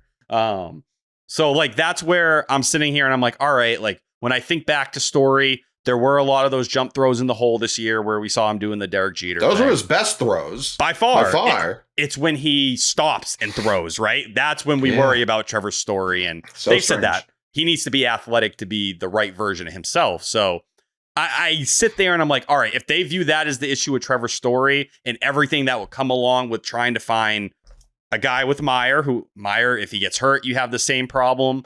And you need to find someone against lefties, and that's where the Sosa conversation from last episode picked up. That's a lot. I'm not against it. I'm someone who would be willing to try and make that work somehow. I'm just not confident they will as they try to sort everything else out. Where did we start? Why were we talking Trevor Story? You brought him up. Jared said we don't have an infield. Which is just fair. True. It's super true. We haven't even mentioned like the first base stuff, and I think this is a good pivot to the Giolito convo. So right now, if Giolito, classic infielder, put him at shortstop. Look at Giolito. The elbow just fucking explodes into oblivion. Right now, if Giolito were to accept the QO and Alex Bregman were to sign for a $30 million AAV, and this is with Nate Lowe getting non-tendered at $13 million. The Red Sox luxury tax number would be $257.44. So that would be $13 million over the first luxury tax threshold, which is already more than this past season. It was $241. They got up to $248. So that's $257 right now. And you've yet to sign a number 2 starter or another bat to go on beyond Alex Bregman, which we all agree you need. That power bat. Let's call it Kyle Schwarber for $30 million. You are already at $287 million. You've yet to deal for that pitcher or sign a pitcher. And let's call it Hunter Green. Hunter Green, I believe, has 4 years left. And in the new CBA, the way it works is the deal resets in terms of AAV if you get dealt. He would have a $15 million AAV starting this season. He's scheduled to make $8 million on the books, but it would be $15 million if he was traded today. Even if his last year is an option? That's without, I don't know if the Red Sox would probably just pick that up immediately because they're not a poverty franchise, and that might make it a little better. I think it's 21 for the team option. Yeah, it is 21. Why would it be? It's he's owed 8.3, 15.3, and 16.3. So why would it be 15 unless the option was involved? Because if you add up the 4 years without the option, it's 60 million, right? But it's only 3 years. That's what I'm saying. The option is the 4th year. I'm looking at it right now. It's 8.3, 15.3, 16.3 team option for 21. Hold on, let me look. Maybe I suck at math. So yeah, so this would be It's 40 divided by 3, so it's like 13. Oh, yeah, so I counted the team option like it had already been picked up. Yeah. Right. So I would assume in this case they would just pick up the team option for 21 million. Like as much as I want him, he's the most prototypical like his arm just explodes guy. So that's where it's like I agree with Hunter Green. Like I agree with you. I wouldn't be averse to doing it, but if I'm a team, like I just would wait. There's no reason to do it right now. Which, we can have that conversation. It could be Hunter Green. It could be Dylan Cease or Michael King. But at that point, we're talking about you having $287 million on the books without potentially even adding that top of the rotation guy. And maybe you trade for him, call it Joe Ryan, Sandy. Wouldn't the immediate thing be, how can we lock this guy up beyond this and make sure that he's going to be here at least more than 2 years? I think it very much depends. Like maybe not. Because like if you're trading for Joe Ryan, you are like, all right, these next 2 years are our window, then we'll reassess. He's not that young. Like again, I'm not. No, he's older than most people realize. Yeah, I'm not like against giving him a deal. I also just don't think there's the same rush as it is when you get a Crochet and it's like, hey, if this guy hits, he's going to be. It's what Detroit's dealing with right now, and that's why you do it there. Whereas if Joe Ryan hits, his number is going to be exactly the same as what you'd give him today. Yeah, I think if you're giving up a pretty significant package, I think they still would want to get at least a couple more years. And with someone like Joe Ryan, it might be a little bit easier since he's older and hitting free agency, kind of that in between point. Can we work out something that makes sense for both sides? But all I'm saying here, that's why I think it's fine to wait. I think he also understands like my number is going to be the same today as it is in 2 years. Yeah, and I think these are all fair conversations to have with these guys, and like that's not the main point. It's the fact that we're talking about the Red Sox potentially being at that high of a number. And I don't have faith that they will go that high. That would put them above the Blue Jays. You'd be operating like the Phillies, the Dodgers, the Yankees. And we've seen them now. Yeah, they're willing to go above the luxury tax, and they should be spending like those teams. But can I sit here and be fully confident that they are? No, I won't be until they do so. And I think that's where you get into the Giolito QO stuff. And it's like, yeah, he opts in there. Did they start to kind of approach the entire rotation differently? And that scares me. Yeah. I need the higher end talent.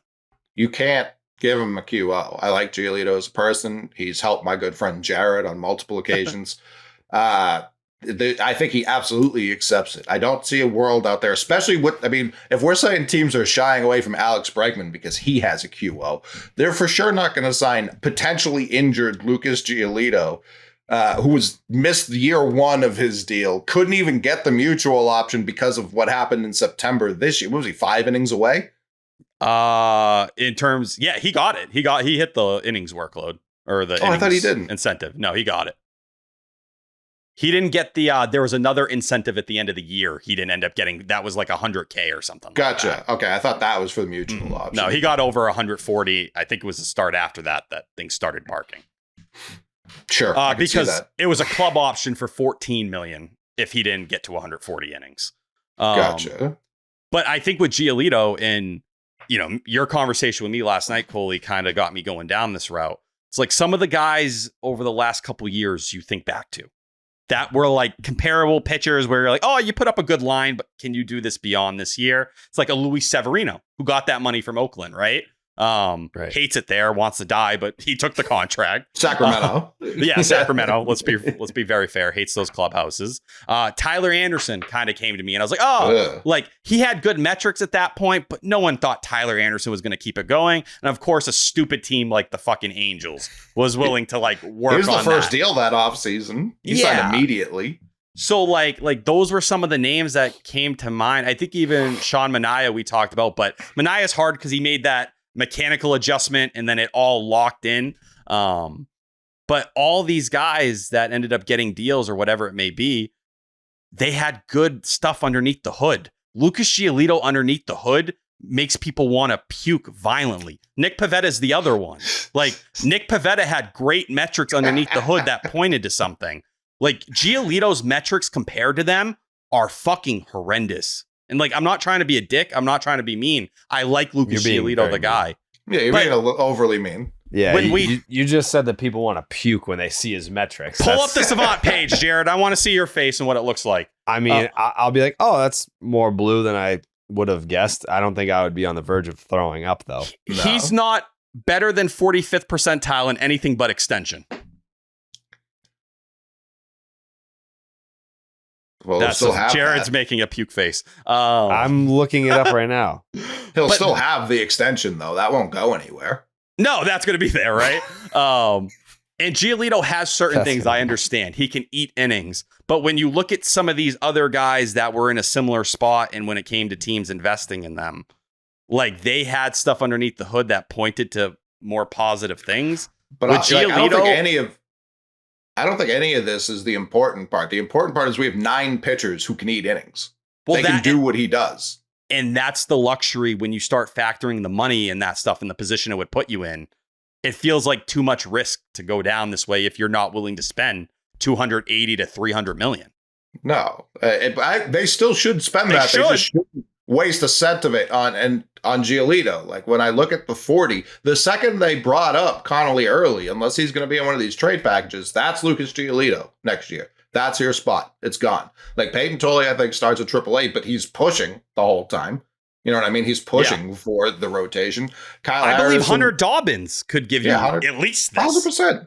And I'm not saying the 3 ERA that Giolito came to. I'm saying what I think his true talent level without the luck he had this year. Yeah, the 4.3 FIP is what they can give you. That's what they can replicate. Which is a lot better than the 5.05 expected ERA.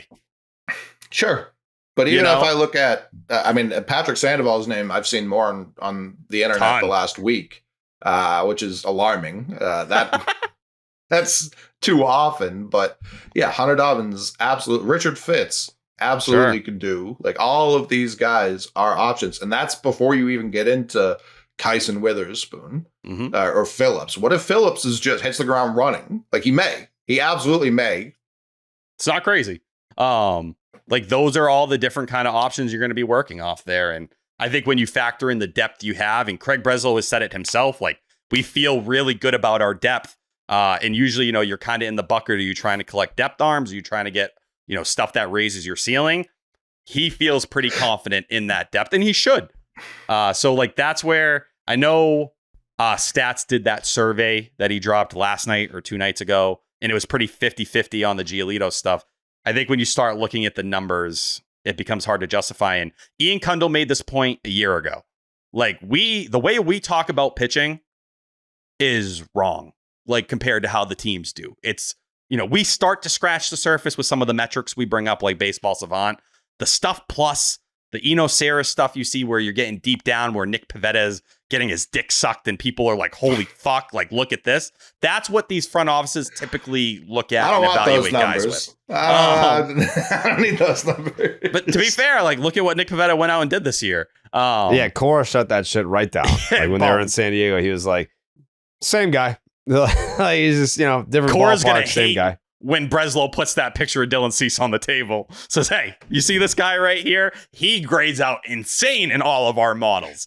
But it's like, what Ian also says is like Justin Willard, if you go to his Twitter, and I haven't, but I trust Ian. He's like, if you go to his Twitter, everything he posts, everything he retweets is just about velocity. Velo, strikeout, strikeout, strikeout. Dylan Cease does that. Lucas Giolito does not. That's like the difference. I don't think Alex Cora is going to be upset if they sign Dylan Cease, which I don't expect, by the way. But no, but that's where like the stuff metrics and like that, all that shit shoots through the roof. But also K per 9 also just shows you that too. Like I don't exactly. So like as much as you want to kind of act like certain stuff doesn't point in the other direction, but to me with Giolito, it's just I think you have 4 or 5 guys that could probably give you what he would give you. And if you're not going to spend that money you need to get up to 300 million, I'd much rather you allocate that money to an arm and make sure we're getting that. Make sure we're getting the power hitter. And then, you still got to figure out first base. Like say you get Schwarber and you need to send Yoshida to the moon. You're eating some of that money or all of it. Then you still need to do something at first base and pay someone to play there. Can I drop a series of takes? Oh, God. This is going to be all reported by the national media tomorrow morning. No. It's not those kind of takes. Those come later in the offseason. But but like was it last episode? Someone was like, how much stock do you put into what gets said at these end of season press conferences? And it's like nothing, because they don't tell the truth, but also everything, because like someone has to hold them to what they're saying. And Craig Breslow can't talk about defense and versatility and after the post Devers trade. Like, part of the reason you got rid of this guy was because you didn't like his defense and you were only going to DH him per his demand.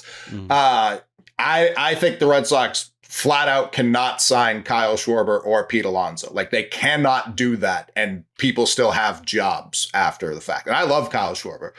He shouldn't have ever left. He should have never worn a different jersey after we acquired him. That was stupid too. But now you can't be out here being like, we need defense, we need guys who play multiple positions, and then sign a guy who doesn't do either of those things. Like, specifically just slugs dingers, and will likely end up being the same AAV as what Devers is. More. His AAV will be higher than Devers. It's going to be more. Much higher. Yeah. So that's insane to me. And I, again, love Schwarber. They can't sign him. That Craig Breslow cannot sign Kyle Schwarber. And that goes doubly for Pete Alonso, who's much worse at Kyle Schwarber than everything. At everything, excuse me. Yeah. I hear That's what you're saying. It's hypocritical. It's blatant hypocrisy to be. I think that Pete Alonso is even more. The Red Sox are a hypocritical organization historically. I know. I'm the one who usually is the one pointing it out. So they go back on their philosophy annually. So that's where it's like this guy. And I'm not against. Last offseason, they did it over the course of a couple months. I'm not against. We don't want Alex Bregman, but welcome to the Boston Red Sox, Alex Bregman. We don't sign pitchers over the age of 30, but we are going to make you, David Price, the highest paid pitcher in baseball history. Like, they do that. And honestly, they write their own rule book, and they don't care, and they don't apologize for it. And more often than not, it does work out in their favor. They do a lot of dumb shit, but then it's almost like they say dumb shit, but instead of apologizing for saying the dumb shit, they will just correct it by doing the opposite in their actions. Sometimes, but I also think like that's the Red Sox as a franchise. I'm talking to Breslow. Like, this is not a job people last at 5 years. When was Theo the last guy who held this job? I guess Dombrowski was here. And it wasn't even consecutively, because he left in the middle. Dombrowski was the end of 15 through 19. So didn't even make it to 5. That's where it's just like, if other teams are going to start looking at you in like a couple years, just per recent history, you need to stick to what you're saying. You can't just like, I understand he got overruled on the Bregman thing, because I can't even call them hypocritical when Cora was constantly bringing him up every day. Yeah, Breslow also felt like he got what he wanted on his terms, where he was like, I'm getting you on that 3-year deal. And, some people will say, well, maybe Breslow's happy. Like, I've heard that narrative a ton, that I don't think it's crazy that he doesn't deal. I don't think it's crazy that he still doesn't want to pay Alex Bregman. I don't think it's. I don't know that that's the case anymore. I think Brez has come around on Bregman. Sure, but I think he has a line too that he wouldn't cross if another team, if the Mets are just like, fuck it, we want him. I don't think he's going to get into a bidding war. No, but I don't think he's anticipating one. No, that's why you just come correct in November, honestly, like you were saying before. If you just are reasonable and come correct in November, then he's probably not fucking around. And he's like, all right, yeah, like I know that I want to be here, but I'm not taking a discount. I want what I'm worth, and yada, yada. Yeah, I think it's imperative to get that one done pretty immediately so that you can focus on everything else. You can fall so behind if this thing carries and carries through the winter meetings, and you'll look up and be like, fuck, we don't even know what's going on with our infield, and we haven't landed the power hitter. We haven't got the pitcher. Like, and all of a sudden, it's not exactly like 2022, but it's a similar feeling to me, where you should have been so more aggressive, and the lockout kind of fucked it up. But you got to spring training and everything opening up, and you were like, oh, fuck, we didn't give anybody any money. Trevor Story, take this deal. We'll figure it out later with Xander. You created a problem within itself, didn't figure out the Xander situation. And yet we sat here and said, why the fuck didn't you pay Kevin Gausman? Because if you paid Kevin Gausman, Chaim Bloom maybe is still the CBO of the Red Sox. You didn't go through what you did in 23 and 24. Like, who knows? If he had paid Gausman and re-signed Schwarber, of course he's absolutely still here. So like, That's how quickly it can feel like you're building up. And I gotten under the luxury tax at the deadline in 22. Yes, which was and that. You wouldn't have had to. You would have been a really good team with those guys. And that's my kind of thing. You're staying over the luxury tax at that point. But also, because I've done the math, I'm pretty sure, or was it their total deals? I don't think were as much as Stories, or maybe it was AAV for both of them. They didn't get a lot. Schwarber did not get a lot of money last time he was a free agent. I think he got like 480. Yeah, 4 for 80. Gosman got 5,110, I think. Which is crazy. Those are crazy deals. crazy deals. But no, I do think that the was Pete Costas' Alonso fault. What was? The Schwarber not being here is largely Costas' fault. Hand up, I wanted JD Martinez sent to the fucking moon that offseason. I'm still proud of that. They played it was together. Right. They were on the same fucking team. Get out! Go! We all knew that Kyle Schwarber was going to be a better baseball player than JD Martinez moving forward. Was there anyone who felt differently about that? Sure, but they could have overlapped for a year. Is all I'm saying. Agree. Like that wasn't an issue. It was not an issue. I don't disagree. With that. And then Costas got hurt anyways, and he couldn't come up with his sprain murdered the man. And then we had fucking Travis Shaw's retired ass showing up at spring training. Off his couch. Not one other team called him, but you did. I'm happy you made the call. We made more calls to Travis Shaw than we did Kevin Gausman. Infuriating. Travis Shaw was a key contributor to that team. I just want everyone. He tried his best. To start 2022, he started like 0 for 25 or something like that. It was like the worst stretch I ever remember. He was so bad. But yeah, with the Pete Alonso stuff, as much as we talk about the power and what he is at Fenway. Joining us now, our special guest, Travis Shaw. He went 0 for 19. Only 7 Ks though, T. So he was bat to ball. Get the fuck out of here.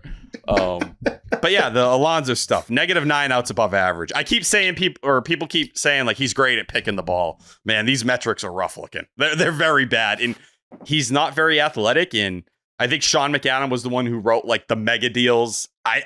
Pete Alonso ain't getting a mega deal. It's awesome that he's floating to the New York Post. He wants 7 years. You'll be lucky if you get 4, pal. 4. I don't think this is like the comps McAdam was making was like, you remember Albert Pujols, Prince Fielder?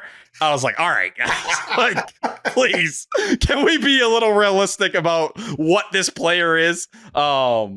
He's like, Miguel Cabrera. Do you remember the last couple of years of that deal? I was like, there's no fucking chance in hell Pete Alonso's getting that. How old is he right now? He's already 30. Yeah. And that's crazy. Coming off an extreme career year, I don't believe this is who he is. I think he's more of a 120 OPS plus guy. But someone who would rake at Fenway, I do believe that. But the Red Sox especially, they'd be trying to give him a high AAV, like 3-year deal, I think. Like, hey, you want like 26, 27 a year, and we'll kind of be aggressive that way? Sure. You're not getting the long-term deal. I don't think he's leaving the Mets for that. I don't either. I think that's the where Mets he wants are to be. leaving him. I don't think the Mets are going to make an offer this time. He was like one of their, outside of Soto, he was their best player. Sure. I mean, Lindor was still there, and Vientos was nails the last 2 months of the season after I said trade for him, and everyone said he sucked. On to Coley's point, do you move Vientos to third? I know Brett Beatty was a little bit better this year, but could they go after Bregman and have Vientos do that at first? I think because of how bad, I think they're going to sign 2 of these free agent pitchers, and they're going to play Beatty at third and Vientos at first. I don't think that's crazy. I don't. But this is where we start talking about. But I won't rule them out for Bregman by who any. knows? You can't. Like, they will sign somebody. But I do think the pitching was so poorly this year. And, like, obviously they have the young guys coming. So that's where I think they're fine being like, what does Senge have? Like 2 years left on that deal? Maybe 3? It's not a lot. So that's where I think they're like, come on down, Cease. I wouldn't be shocked if Woodruff came. That's already his guy. So those 2 signings wouldn't shock me in the slightest. And they're completely reinventing their pitching program. Jeremy Hefner got the boot. Like, they're not doing that anymore. And he was considered a guru for like a good stretch. And to be fair, he's still a pretty good pitching coach. Like, I think it's just a change in messaging more than anything. If the Tong McLean and the other one were part of his program, I wouldn't want to be firing that guy. Yeah. So yeah, like, I think the Pete Alonso and Kyle Schwarber stuff, it definitely doesn't fit into the profiles that Breslow has at least talked about and hyped up, but I think at the same time, they both cover a major thing you need, and that's power. And where are you going to get that power from? Here's my main problem is, like, if you told me I could pay Pete Alonso or Rafael Devers, it's not a conversation. No. It's Rafael Devers. If Easily. you told me I could pay him or Schwarber because of Schwarber's age, it's Rafael Devers. How about... To me, this is my other series of takes, which I put on you last night, T. There's exactly one bat in this free agency that's worth utilizing that Devers money. Because to me, that's what this offseason is. It's how do you spend this Devers money? That was the whole fucking point of shedding it, was so that you could have this quote unquote space that you so desperately need. Give me a Kyle Tucker right now? It's obviously Kyle Tucker. Why go that hard at Soto last year? However much credit you want to give them for going in on Soto, what was their final offer, T? If that's $700 million. That was so if the you're last willing to number go, we got. if you're willing to at least get into the sevens once the Mets had done it and everyone else jumped up there. I know the Dodgers stayed at like 625 just to say they did it. But if you're going to do that and Kyle Schwarber is going to cost half and kind of give you similar production, why would you not be in a year later? You knew Roman Anthony was coming. You already had Wilyer and Durant on your major league roster. You already had paid Cedon. Why would it be any different 1 year later? To me, that's the whole reason you shed that money. Does Kyle Tucker not come in here and just become like 07 JD Drew for this Virgin's team? Like, he's not going to say a whole lot. I think you say people are going to to get very uncomfortable. I know.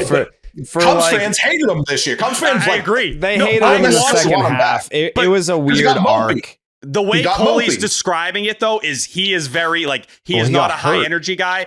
I'd comp it. It's a little Adrian Gonzalez-like. Sure. How do you feel about that? He doesn't blame God for his downfall. Yeah, I loved Adrian Gonzalez, but yeah, I mean, that attitude didn't fly in Boston when you're... Neither did JD's until he hits the grand slam against Cleveland. Papelbon still hates him to this day. Every time I bring up his name, he's talking shit about JD Drew, and they won a World Series together, and JD Drew was a big reason why. Massive reason. But Kyle Tucker is like Atlanta Braves JD Drew, like St. Louis Cardinal JD Drew. Like, that's the kind of numbers this guy puts up. Yeah, It's not the solid player he was in Boston. I don't see an argument against going out and throwing the highest offer at Kyle. Like, I don't really see it as forgivable if you're outbid for Kyle Tucker.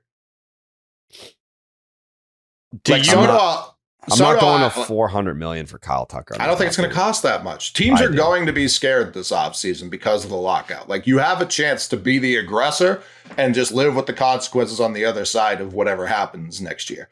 But like, Kyle Tucker, to me, he's 28.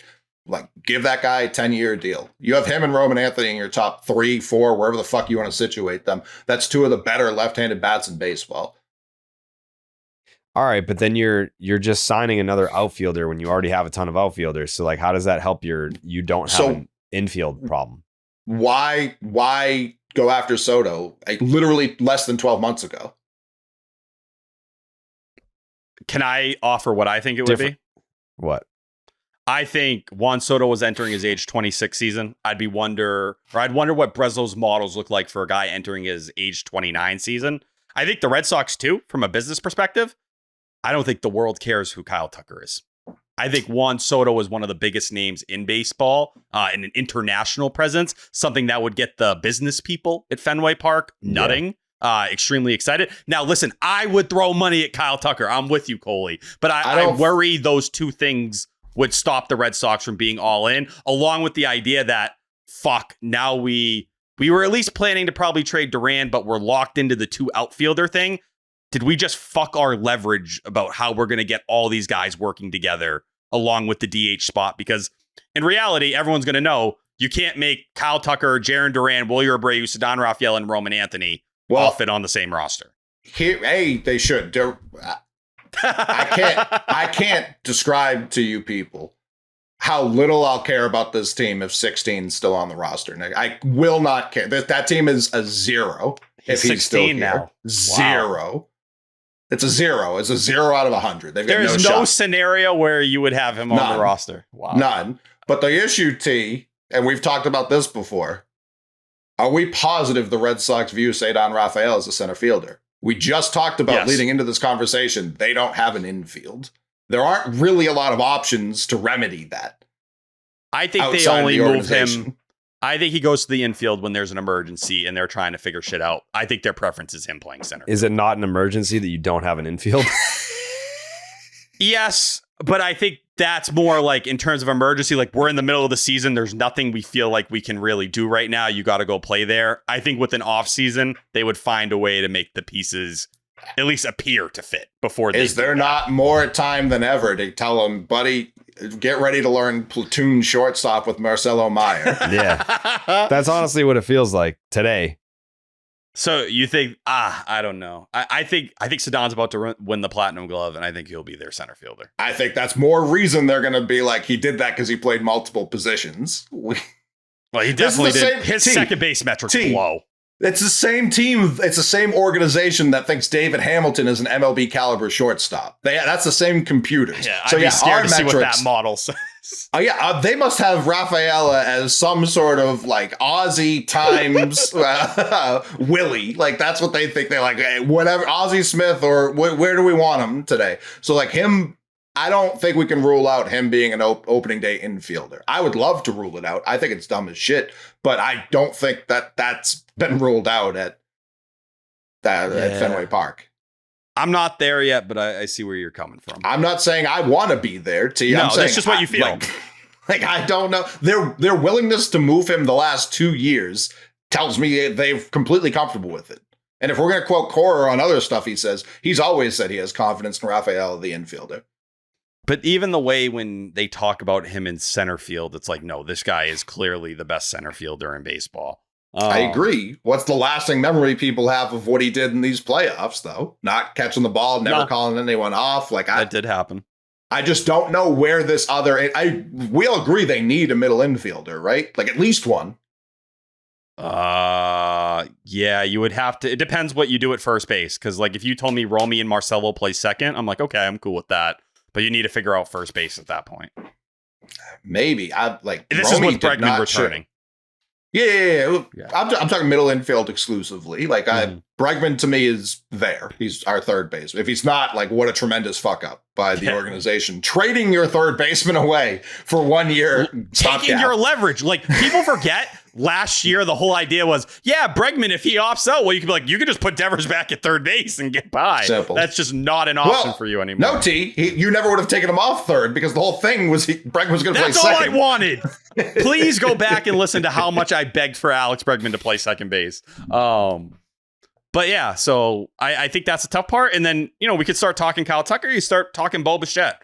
Do the Blue Jays now, if they win the World Series or whatever ends up happening, are they more willing to let him walk because they got all the way there without him in the playoffs? To be fair, he was right there as one of the best hitters on the team.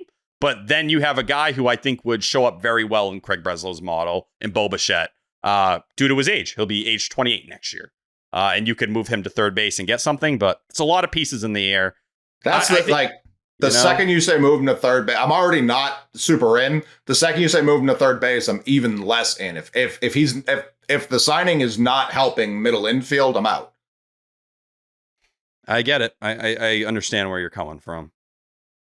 At that point, it'd be like Bichette at third, and who knows if he'd be a good third baseman. You hope. Probably not. Like, or is it second base?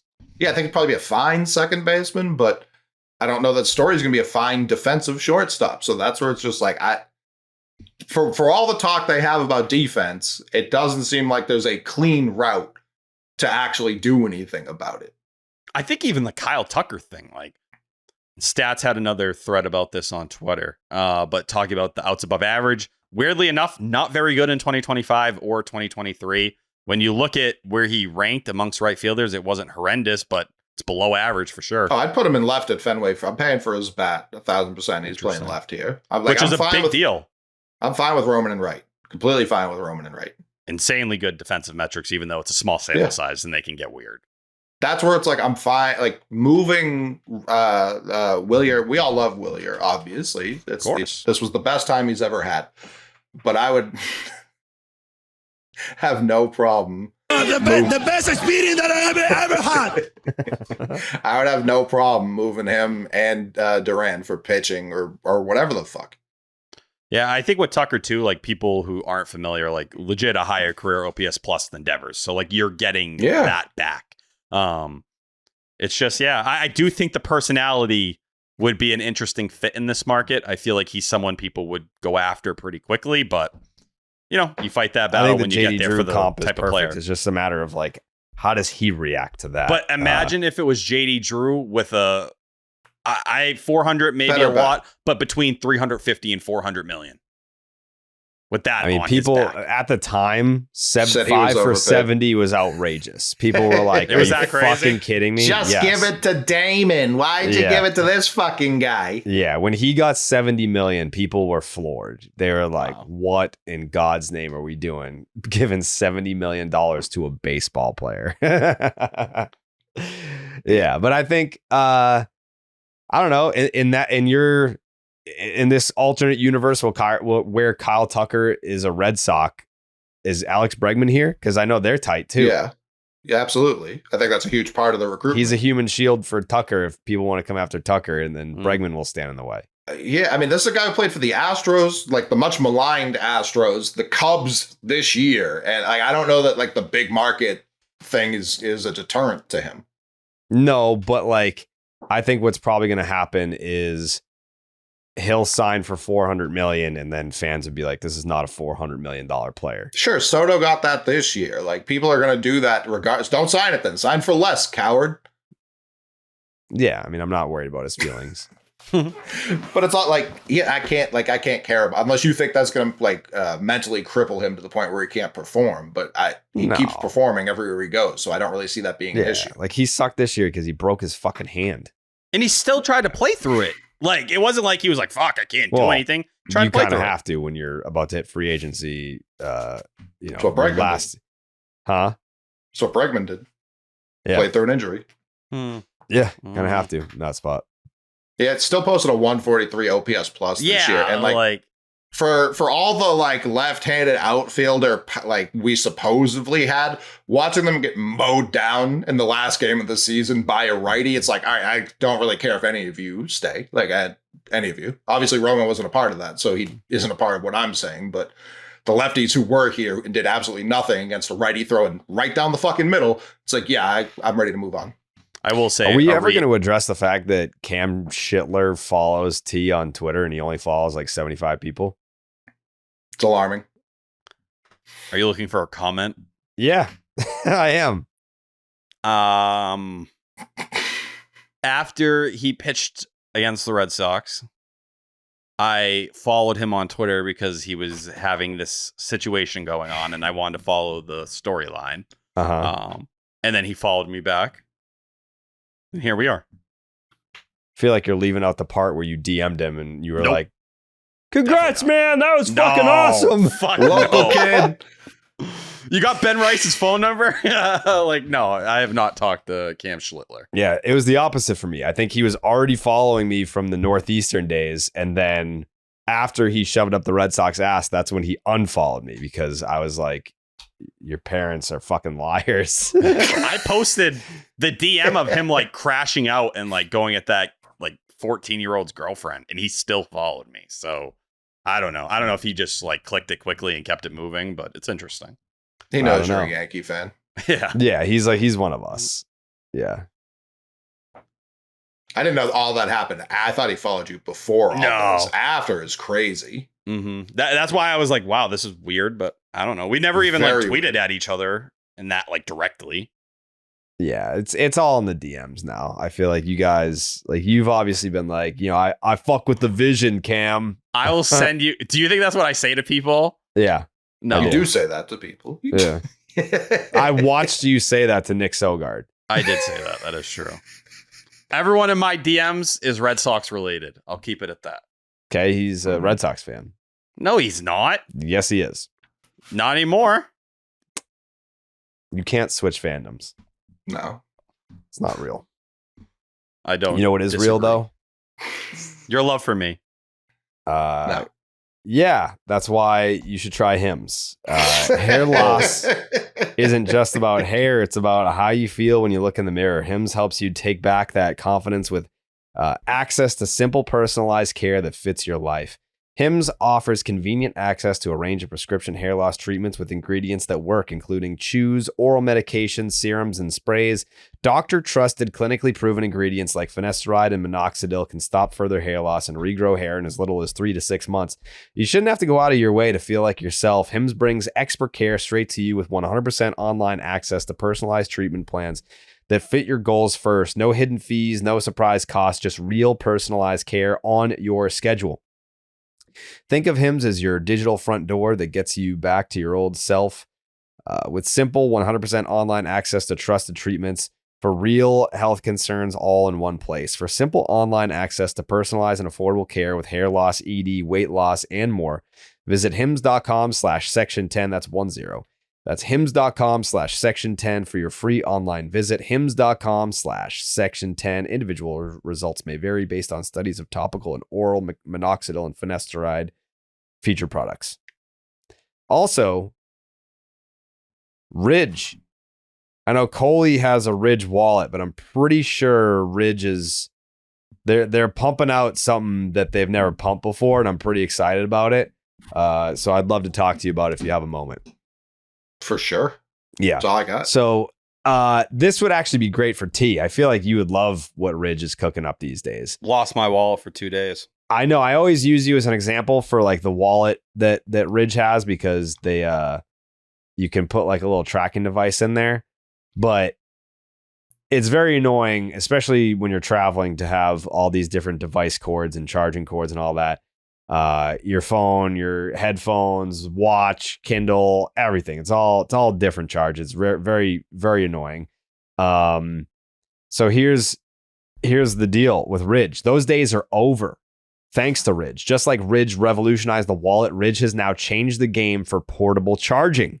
Ridge's 5-in-1 travel power bank has built-in cables and lets you charge all your devices at the same time with just one power bank and no extra cables. MagSafe, wireless charging, Apple Watch charger, Lightning, USB-C, every way that you need to charge all in one premium device. No more juggling adapters and wall outlets at the airport just to get 20%.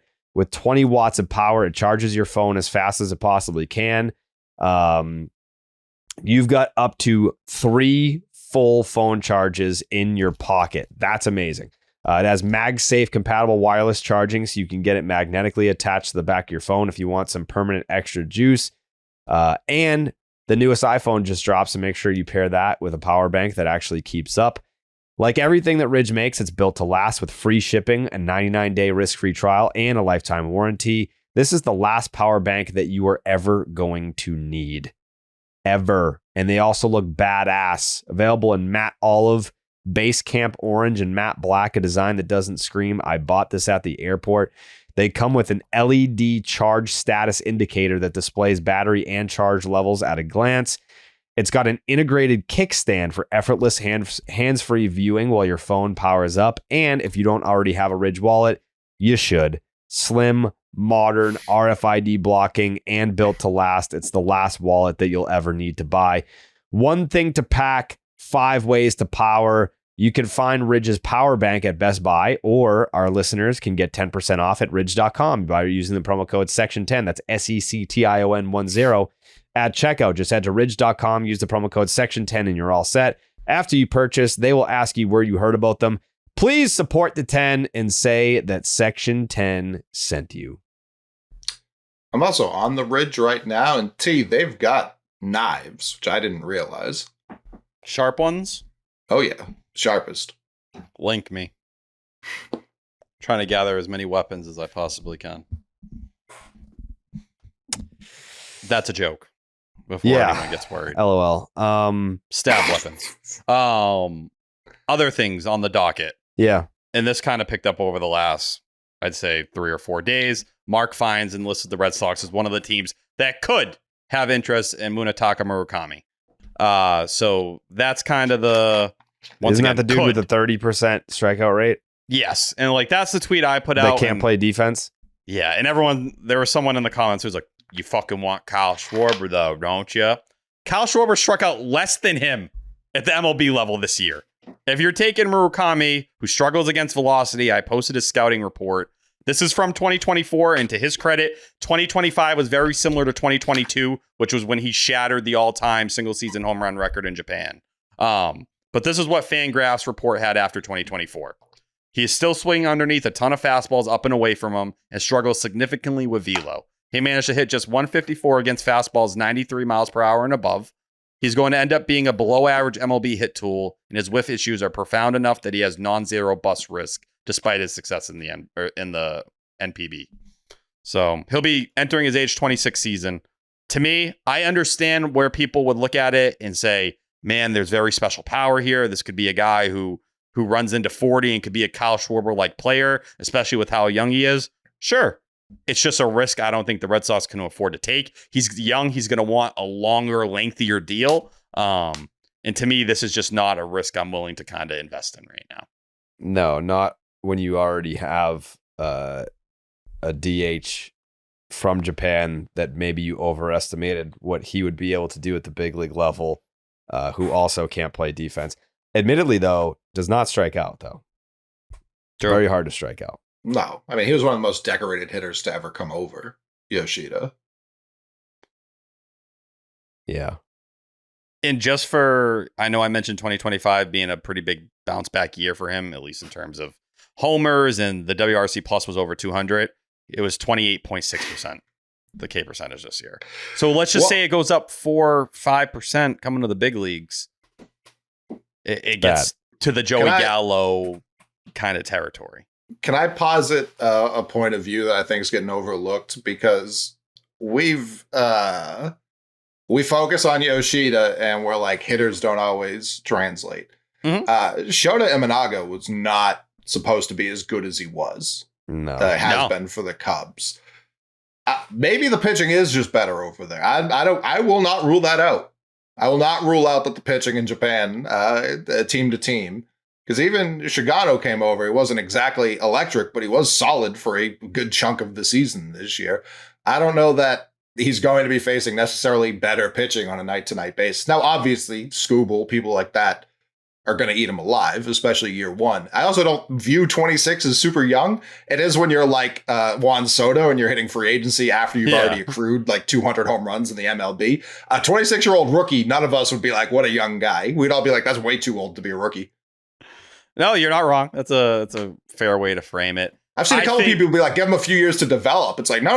That's not how this is going to work. You got to get to it here. I think the upper echelon, the best of the NPB can go with the best of the best in Major League Baseball. I do think the middle and the lower levels, there's a significant drop off, at least in terms of velocity, where a lot of guys just don't throw that hard. And I think that is the thing with me with Murakami.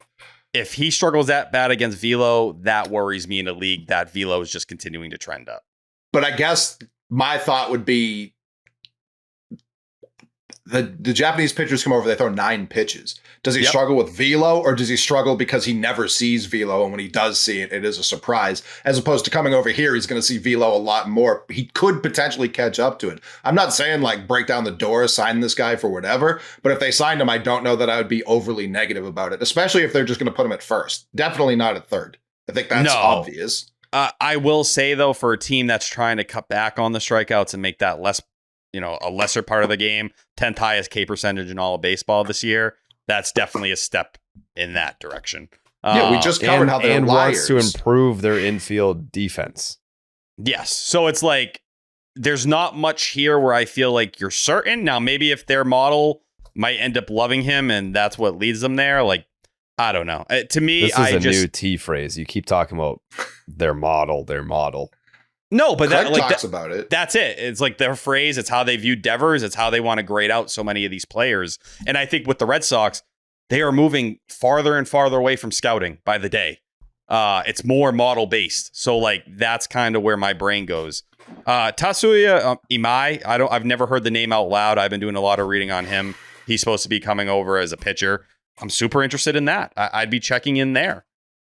I think there's a lot of stuff going on like in the NPB now. I know Francis Romero had the report in the last 24 hours or so saying Kazuma Okamoto, who I think fits the Red Sox a little bit better. He's not going to get posted. And apparently the club he's with has a history of never posting guys. But someone who extreme pull hitter, right-handed bat throughout his 20s has consistently hit like 30 to 40 home runs in that range. Really good OBP guy. Struck out 13% of the time this past year in the MPB.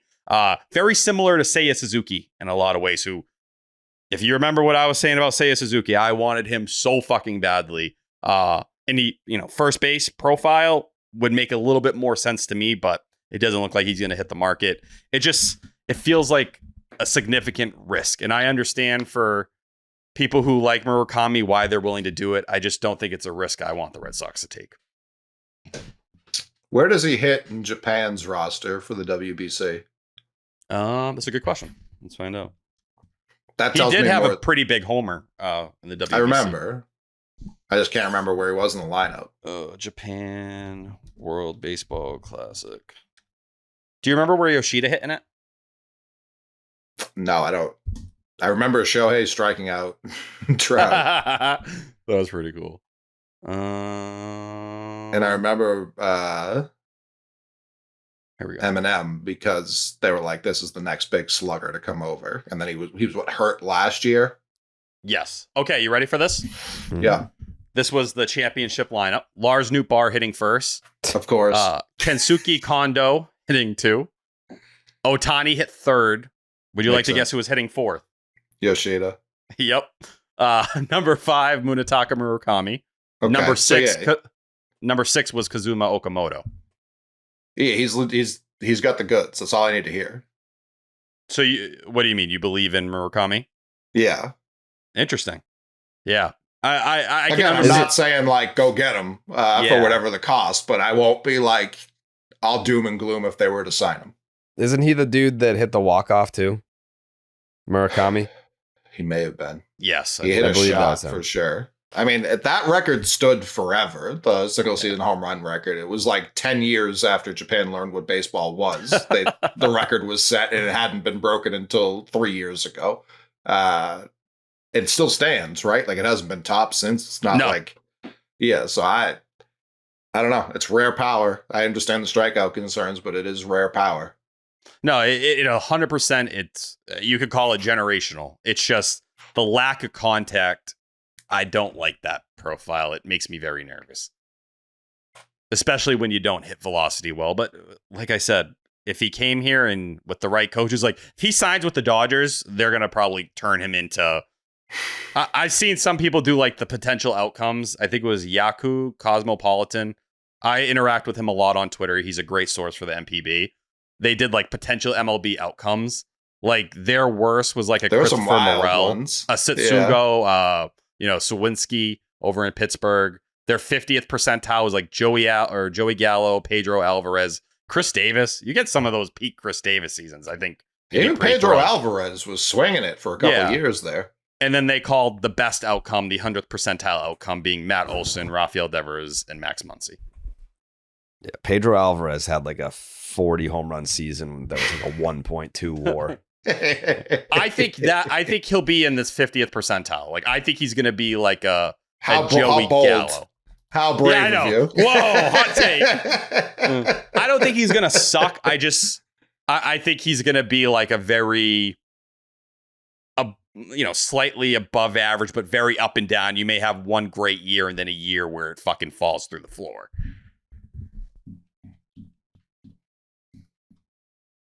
But yeah, I've seen people on both sides of it where like they're like, you're a hater if you don't want a guy like that. And then some people think he's going to be Aaron Judge.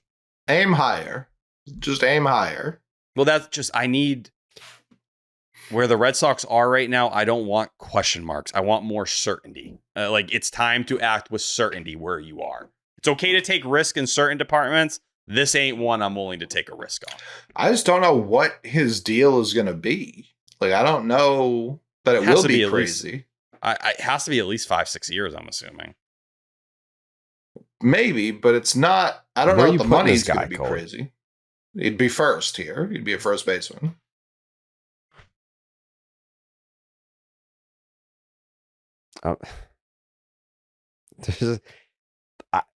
I hate to be the Debbie Downer, but like I just know that there's a high chance that I walk away from this offseason incredibly disappointed. Sure. That's super on the table. The second Tucker signs with someone else, I'm already disappointed with this offseason.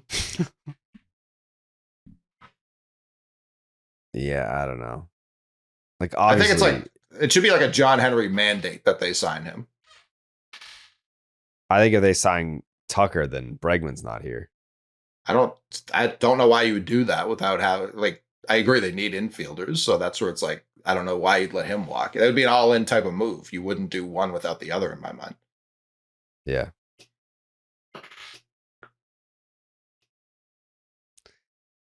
Yeah, I don't know. There's just not like a name out there this winter where I'm just like locked in on if they get this guy. Like, for example, David Price. It's like, you need an ace. This is the guy. Perfect fit. Pitched in the AL East. Pitched well against AL East teams. Has pitched in the postseason. Not well. But he's been there. Cy Young. Like, it was just like a perfect fit. And they got the guy, which I don't know how many times since we've been doing this that I have felt that, where it's like you go into an offseason, it's like, that's the guy. If we get this guy, then fucking look out. And that guy for me is just, I guess, not out there. No, it's why I harped on why it was such a stupid time to trade Rafael Devers when they did it. Like, there aren't free agents. And if he signed, how much is left on his DLT? If you have it, Give me a second. I think it's Devers? 250, right? It's 250 million. Sound right? Devers? Yes. Yeah. Yeah, the extension kicked in last year? There's like 254. Yeah. 1, 2, 3, 4, 5, 6, 7, 8 years, 254. So roughly 30, 31. Keep in mind, Vlad Guerrero Jr. signed for $500 million, and their OPS Devers was still higher this year. Yeah, he would have probably got more than 30, 31. Like, that would not have been. People talked about at the time, like, oh, we got off this albatross. No, it wasn't. It just never was. And if they walked into this offseason with the intent on trading him, they would have so many suitors just because there's fucking nobody. There's nobody to sign. So, of course, he would. There would be teams, of course, who don't want to do it because of the pending lockout. But there would be plenty of teams who'd be lining up, including the Giants, by the way. They would still want him. Oh, definitely. So that's where I don't understand the rush when they did it, knowing who were free agents this year and also next year. Like, there just aren't a lot of free agents anymore. More and more teams are just signing their guys when they're younger. Like, more and more teams are doing that. So that's, I don't know. I obviously disagree with the decision to trade him. That's separate. The timing, I'll never understand. Like, and what you got.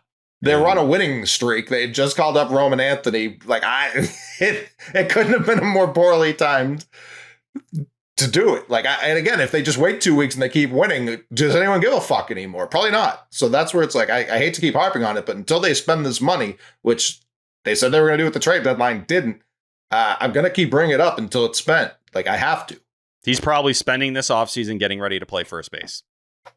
You made it through the didn't season. he have like a 2 defensive runs saved at first base? Yep. It was weird looking and kind of ugly, but he was getting it done.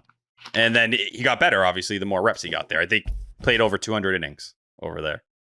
Made a start at third base when Chapman was on the IL too.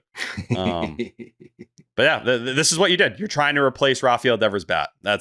And this is what I didn't get to say it earlier. Sam Kennedy on 310 to left. There's a great cut. Shout him out. And credit to TC. He basically made Sam Kennedy admit, yeah, we missed Rafael Devers at the end of the year. Like, we were missing that bat. And I was happy just to have to hear him say that. So because that's what it was. You were missing Rafael Devers. Kanshler's out in the second inning if Rafael Devers is playing that game. You didn't have the pitching to make it through the next couple of rounds, in my opinion.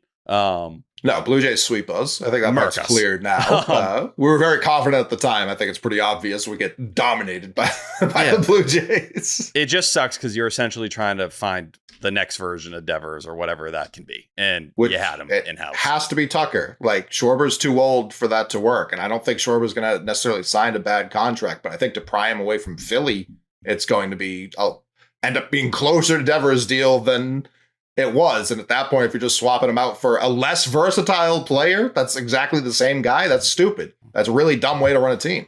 I was really hoping the Phillies were going to get rid of Kevin Long too, because I thought that he was a major part of Schwarber going there in the first place. I thought like, hey, he gets out, maybe it makes it a little bit easier for him to move on. I don't know. Everyone's pushing the Joel Sherman report on Twitter right now that, oh, there's a chance Bryce Harper's not in Philly. So Bryce Harper, first baseman of the Boston Red Sox. You checking in? Not. No? Goes into the exact same thing I just said. Like, you can't say defense and versatility and then trade for Bryce Harper. I mean, I would much rather have Rafael Devers than Bryce Harper. No, not a question in my mind. I feel like Bryce Harper's defensive metrics are sneaky really good. Yeah. That's great. His offensive metrics are like Dave Dombrowski was like, this guy fucking stinks. I think he's trying to push some buttons, but you look at the Savant page, Bryce Harper's, he's spitting red. And it looks almost identical as it did a year ago. A little more whiff overall. 129 OPS plus is fine. 27 home runs, fine. That's fine. That'd be the best hitter on the Red Sox. Like, what are you talking about? That's not better than Roman Anthony, even last year. Yeah, but he didn't play a full season. So it's not the best hitter on the Red Sox. He did not play a full season. Sure. I don't know. Bryce Harper's turning what, 30? He's going to be 33 next year? Yeah. His birthday was last week. Okay. So that's fair. But that's power, right? Like you're getting some of the power you'd be looking for. But it's a lot of strikeouts, which is something, if you get Schwarber, you're going to get a lot of strikeouts. You get Pete Alonso, you're going to get a lot of strikeouts. So like the last time you got to get something with it. The last time Bryce hit over 30 home runs was 2021. To be fair, he hit 30 last year. I said over. I know, but the way it sounds is like, holy fuck. Yeah, I mean, over 30 home runs is like the metric for a power hitter. I can't like. Yeah. 27. He's done it twice since 2019. Like, I don't. Yeah, he finished sixth in MVP voting a year ago. He's walking in the Hall of Fame, like no doubt. The other thing is, and I think we talked about it off air, Cooley, he wants another contract already. That's a problem. That's something you got to figure out. Just a guy who does not understand how long-term deals work right there. Because to be fair, like the deal isn't that crazy. He's owed 150 more million. Friendly. Yeah. Yeah, it's not a crazy deal at all.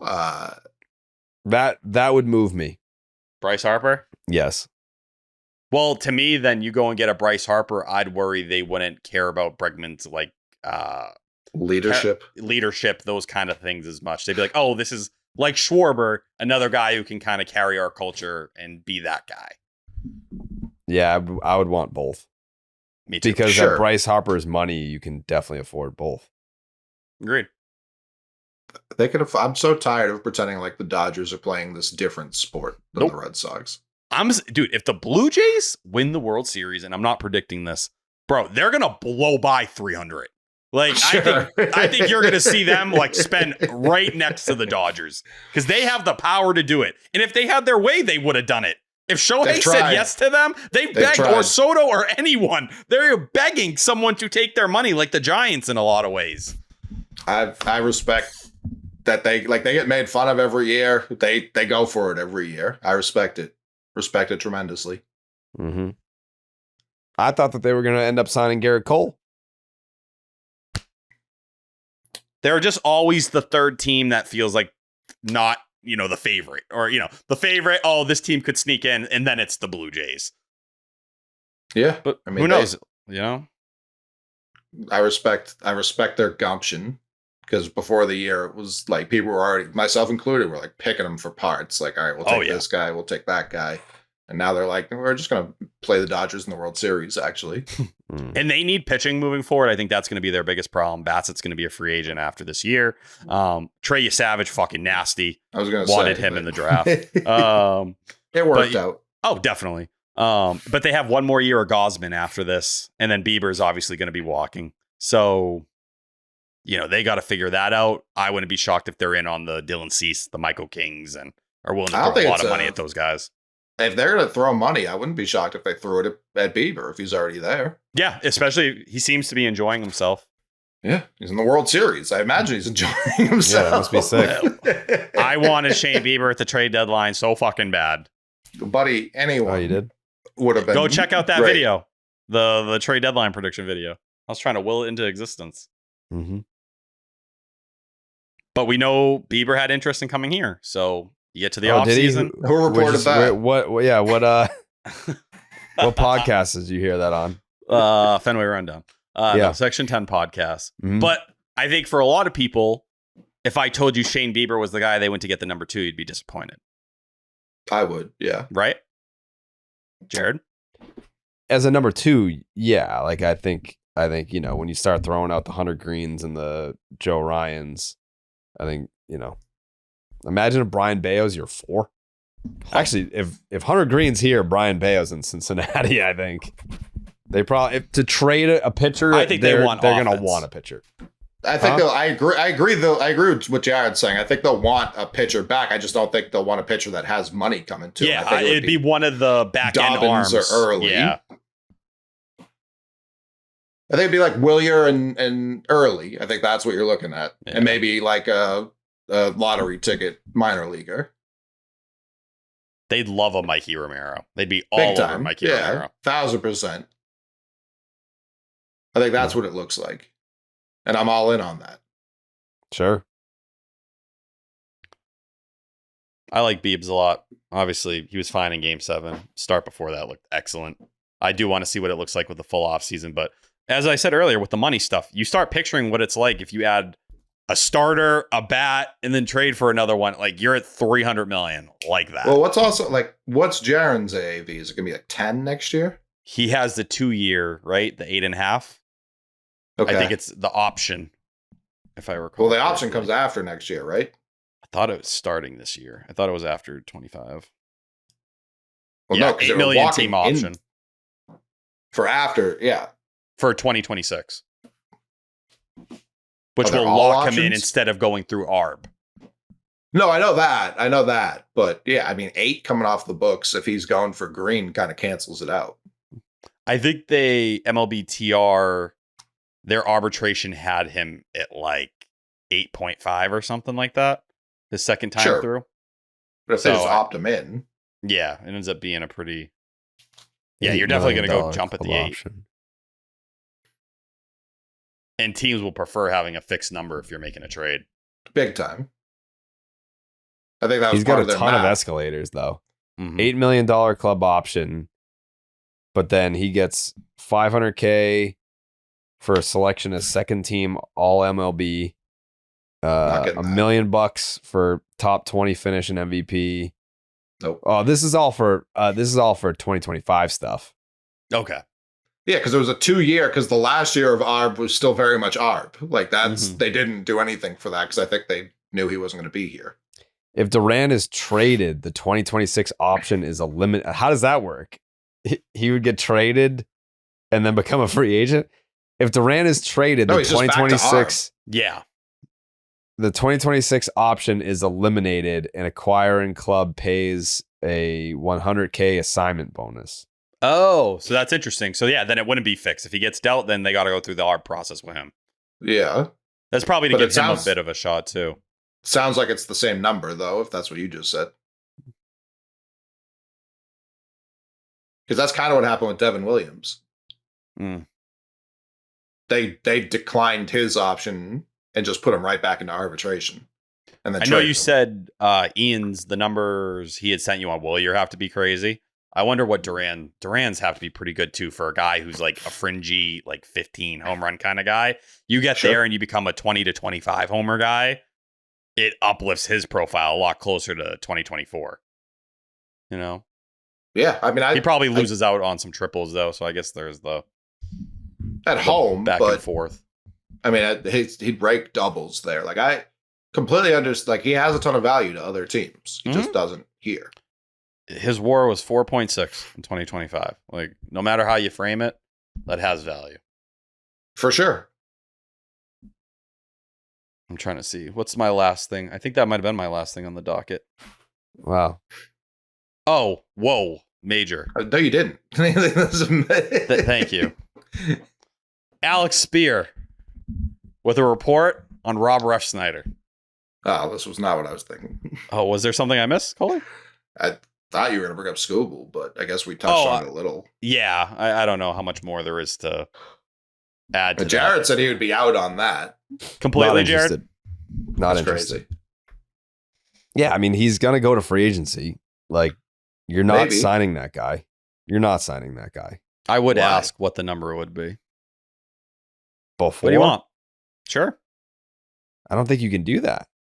If the team can request, like, you can absolutely ask Yeah. for that and have. A I'm not saying he's going to negotiation sign it, but I'd be like, what number? What number I'm do you saying want? like before you trade for him. window. Yeah, Sign and trade, or I mean, trade that's- and sign? the whole A-Rod trade was that. Like, that happens. That was over 20 years ago. Like, that doesn't happen. Yeah, there's negotiation windows for trades. Absolutely. I'm not saying this would happen in this one, but that does happen. It hasn't. I can't remember the last time that happened. Halliday to the fucking Phillies. Yeah, it's been a while. That I don't recall. Still, though, for They had a Scooble, negotiating window where it was like the trade was contingent on a contract extension. That's the last one I can remember. And that was what, 2009? 2008? the problem is, even if you tell Scooble you're going to give him 400, he's still going to want to get to the market and let teams compete. Right. And in a world where he would just take the, like, hey, you want the largest contract ever? Here it is. I would do it. But I also think the Corbin no Burns one's free package, agency lines up worse than his. I'm actually, go ahead, Coley. Why? The Lockout. No one's Oh, going to sign yeah. him next offseason. He will get zero contract offers pre-lockout. Zero. Interesting. Write it in stone. Zero. I don't think that that's true. Jared, stone. You think that he'll pitch in 2026, go into free agency and receive zero contract offers? With the lockout, no real ones. I'm sure teams will offer him terrible deals, but he won't get like the one you're saying he won't sign. That won't come. Absolutely not. What was the biggest deal agreed to after the lockout? I don't think they knew they were locking out last time. Was it Xander? Oh, Aaron Judge? Was that 22? Judges. No, that was the following offseason. Yeah. Yeah, right? because everyone knew they had games to be played after that. Here we go. Yeah, Xander was after the lockout. Yeah. Yeah, that was the offseason. Everyone, Trey Turner was getting paid. Everyone was getting paid that offseason. Yeah, the last deal was the Red Simeon? Sox. Mookie. Oh, Well, Mookie was 2020. Yeah. He got paid the second he got to the Dodgers, or I guess right before games started. Dodgers. How does this? I've fucking never article eaten stop? more shit than when he signed that fucking contract. All the enjoy your 1 year with Mookie, you fucking assholes. And then he's just like, actually, I'm going to play the rest of my career here if you don't mind. Shut out COVID. Can't believe they did that. Yeah, the Red Sox have done a lot of things that my brain would just love to forget happened. I do think Scooble's the exception, though. I think unless there's a cap that like breaks baseball when they return, and maybe that is what happens, with it would come a floor. But when you are the best at what you do in the game, I think people are going to pay for it no matter what.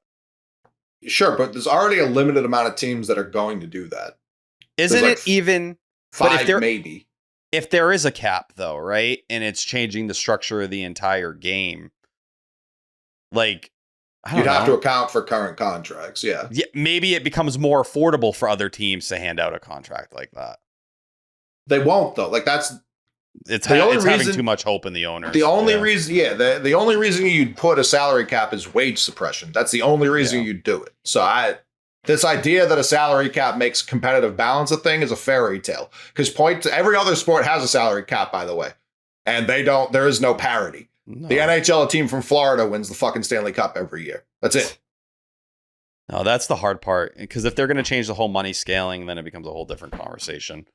I don't know. Maybe Scooble would be willing to jump everything. Maybe this offseason starts playing off horrendously, and it's like it was going into, or a year before, 21 into 2022, where the pockets are closed, and you realize, holy fuck, nobody wants to hand money out. Should And he I starts ask to him? panic. Text him.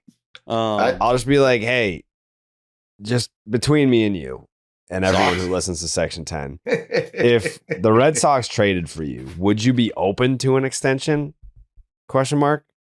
I think he's open to one with the Tigers. They're Me just too. what was the report? $150 million apart. 250. 250. Yeah, so A 4-year deal between 80 and 100 million. the Tigers offered him the Xander extension. That's exactly what they The offered John him. Lester extension. Crazy. That's the John Lester offer. That's saying like, hey, we'd really love to trade you. That's what that offer is. It's crazy, man. Now this was after 24, still fucking ludicrous. But just for context, If you don't trade for that guy and not extend him, I'm not saying what T was saying with the negotiation window. I just think you put your balls on the table. if you look at the Corbin Burns, Corbin Borns. it was fucking light, dude. It was Very Joey light. Ortiz, who was a top 60 prospect, DL Hall, who was like fringy 100, and then they got a comp pick, which was essentially what we got for Quinn Priester. So like, that's what you're kind of working with right after the first round. So like, obviously more, like Scooble's the best pitcher in the game right now, but how much more? Can't be that much. It's only Is a he? year. He's the best in the AL. Who would you put above him? Skeens. I think Skeens is in a different planet, but obviously Scooble's right there. Yeah. I think it's 1A and 1B. Yeah. But like, here's the thing. Because I was saying this on the live, and people are like, oh, so you don't want the fucking best pitcher in the league? No, I would love to have the best pitcher in the league. But if you add Garrett Crochet and Tarek Skubal to your rotation, it's like, that's fucking all-time incredible. But like, what's the lineup look like on opening day? You got fucking Nick Sogard at second base. You got Romy Gonzalez playing first. Yeah, why? We already have better players than that. Who? What do you mean? Who? You have Roman Anthony on the team. Who are you talking? But like, how's that going to fucking help? You don't have an infield. How can I get excited about Tarek Skubal for 1 year when that 1 year you're fielding a AAA lineup? You are. Well, to be fair, if you're trading for and what you're saying is you're trading for him under his current deal. So why wouldn't you spend money if you're not going to extend him? That'd be crazier. Sure, but didn't we just spend 3 hours talking about how there's no free agents? Yeah, but you'd still be trading. Like, you could still acquire salary other ways. Skubal's ARB is going to be roughly 17 million this year. That's crazy. I know. I was a little shocked too. I was expecting like Mookie numbers. I mean, sure, trade for him and then give him 400 million. Is that going to piss off Crochet? Is there going to be resentment there? Fuck, no one made him agree to that deal. He got it before he had a real full season pitching in the big leagues. That comes with a price. I don't think he'd care. I don't either. I think he'd be thrilled. I think he'd care if he was the opening day starter. Agreed. How do you not have Skubal be the reigning Cy Young? No teams handled this better than the Red Sox. This is what I give them all the credit in the world for. You make the opening day home starter and the opening day road starter. You pretend like that's a thing. We've done that for years, absolute years, where it was just like, nah, listen, our number 3 is actually going to pitch opening day. Didn't they do this with Porcello? Didn't they have him pitch opening day because he won the Cy, and then they had Chris Sale pitch at home for opening day? Am I making that up? Yeah, the Corey Kluber start on opening day because they didn't want Chris Sale getting too excited. That was bad. But like, they've done that. I think they would look at that like, I'm trying to one up you. I want to say, what was it? Pedro and Schilling in 04. It was like Pedro started on opening day because he's Pedro, but then Schilling got game 1 in the postseason because he won 20 games. For sure. I think Cora would be fine with that. I think Bailey would be fine managing that. Crochet doesn't seem like an ego guy. Honestly, Crochet only seems like an ego guy when he's on the mound. Outside of that, he seems very chill. Yeah, he is. I think he's sometimes chill on the mound. Like when he was punching out the Yankees, he was like laughing walking off the mound. Instead of like screaming into the cameras, he was just like, "These guys fucking suck." I think him and Skubal have a blast together. I wouldn't be worried. And I don't think he's such a good reputation. He has a great reputation in the game as one of those guys. Like everyone knew Kurt was kind of like a dickhead. Like that was just part of his personality. That's who he was. Like Skubal, it's like, oh no, this guy's. He hit someone in the face and he's sitting there reacting so upset about it and then going to the hospital to see him after the game. Yeah, I don't view Crochet as a pocket watcher. He is generational wealth. Like at that point, was Sale butthurt? I know it happened in reverse order, but did he care that Price was making so much more than he was? No, because I think he ended up getting more than Price. Did he? Yeah, that extension after 18, the AAV was more than Price for sure. Sure, but it 5 wasn't years, 218. 145. No, it wasn't Yeah. more total dollars, but it was definitely a higher AAV. Yeah. So it's like he got his in the end. I guess I just don't know that. I think it's more like when it's a rival, and I doubt there's any like White Sox Tiger bad blood. You know what I mean? I don't think that exists. Those I think they'd be like, "Hey, you're taking Cy Young votes away from me on the same team. Like neither of us we're gonna split the vote. Bayo's gonna win it." God. I don't. It would be I don't- crazy to have those two and then Peyton Tolley 3. You just have these big ass lefties coming for Listen, your if life. Tolley didn't learn a third pitch with those two guys helping him out, like it's over, you're please. punch Go to the home. moon. You just see Connolly early show up the next year, fucking looking injected. They did something to the man. Oh, it just turns into a fucking cannon. Yeah, if the Tigers are willing to trade him, you make a call and see what's going on. I'm not saying you do it automatically, but for someone who's like, wait for Skeens, I think it would be irresponsible to have Scooble pop up and be like, no, we're just going to wait. I mean, that's what I said last year. Like, don't sign Bregman. We'll just give Vladdy next year. And then Vladdy signs after his deadline. It's like, well, fuck, I'm glad we didn't do that. Yeah, I feel like you call about Skeens and they're just like Roman Anthony and Roman Anthony. I don't And think every time they cannot afford Roman Anthony. they paid Brian Reynolds.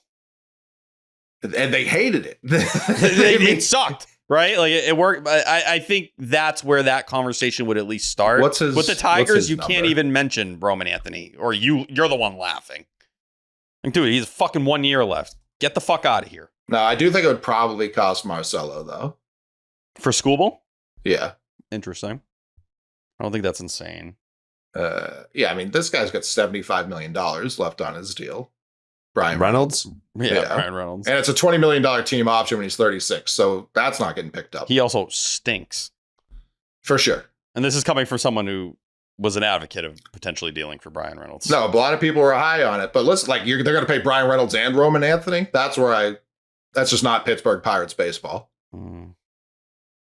We're probably taking fucking Brian Reynolds in the deal. This It's probably, segment it's is probably the just- part of the way they deal with Skeens away. This the segment Yankees is, shit is you were making fun building of. up so much unfair, false hope to the people No, listening. Like, I don't think people are taking like, it that all right, way. so at least like I was listening to Section 10 last night, and we're We're not getting at getting least Scooble. Skeens, if not Scooble, maybe both. I don't know.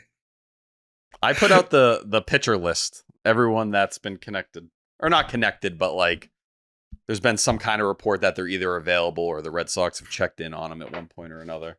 If the Tigers are going to make Scooble available before the season, which I think is like a 5 to 10% chance, I think the Red Sox have an obligation to call and find out what it would cost them, I agree. and then I would react also accordingly. agree. I'm not saying they got to go above and beyond. But like have to imagine the Yankees will be calling too. That's exactly Yeah. why. Oh, you want So- Spencer Jones? No. All right. Nope. Sure, yeah, they don't Bomb. think Lombard. I think could be where they start, and probably Dominguez. I know everyone's going to say, "Oh, he sucks." Like teams would still value Dominguez. So like it's not they have a non. It would look like an unfair trade package because they're getting Tarek Skubal, but yeah, I think the Red Sox would be super obligated to make like a legitimate bid there. Potential arms we could go for: Joe Ryan, Hunter Green, Tarek Skubal, Freddie Peralta, Sandy Alcantara, Pablo Lopez, free agent Dylan Cease, Michael King, Brandon Woodruff, Shane Bieber, Ranger Suarez, Framber Valdez. Yeah, I need one of those guys. Let me see. One One. critique is a big fat no on Valdez. Yeah, I'm there with you. I'm good. He turns me off, which makes me sad because I didn't feel that way, before the incident. I'd still take them. I don't care about that. Well, it's very Red Sox to be like, listen, a lot of teams are out on you. Trying to sign a cheaper deal? There is a part of me that's like, are we just going to sign all the former Astros? Because Okay. I definitely don't want to do that either. Let me cook. Connor Wong behind the plate. He just kills Connor Wong and he dies back there. We move forward. He's like, we both agreed it was a fastball. That was he part of the called deal. for a fastball. And I'm a Connor Wong guy too, so as a backup catcher, I think he's fine. He's fine. There are plenty of other places to improve. Yeah. Yeah. That's the other fear. Opening day second baseman, Connor Wong. Jesus Christ. I'm antsy to get to the part of the offseason where there's actual reports and stuff happening and there's movement because you getting texts. That's what you're antsy for. Yeah. And Your us phone trying to piece it together in the group chat and make sense of it. And yeah, like right now, radio silence because nothing's happening right now. It's early. I remember how fun the Garrett Crochet night was because I think it's okay for me to say this, if not, bleep it. But the Luis Castillo stuff was trickling in that night, like which came, it's all been talked about since then. Mm-hmm. But all that going on in the same night was like a 24 hours of like pandemonium. Yeah, I need that. Who knows? But this is why, with the names we've mentioned, with the options we've talked about, there's no excuse for this team not to be a World Series contender going into next year. Act like you're supposed to. And what I want, and you haven't done in a long time, take charge this offseason.